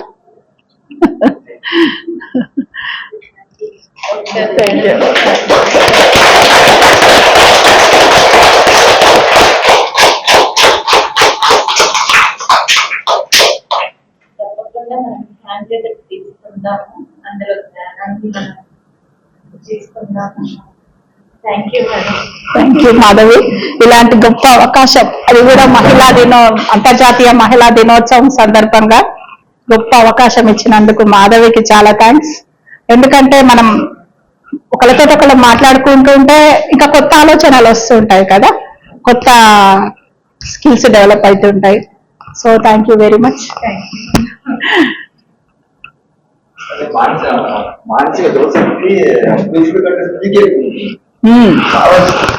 అవును.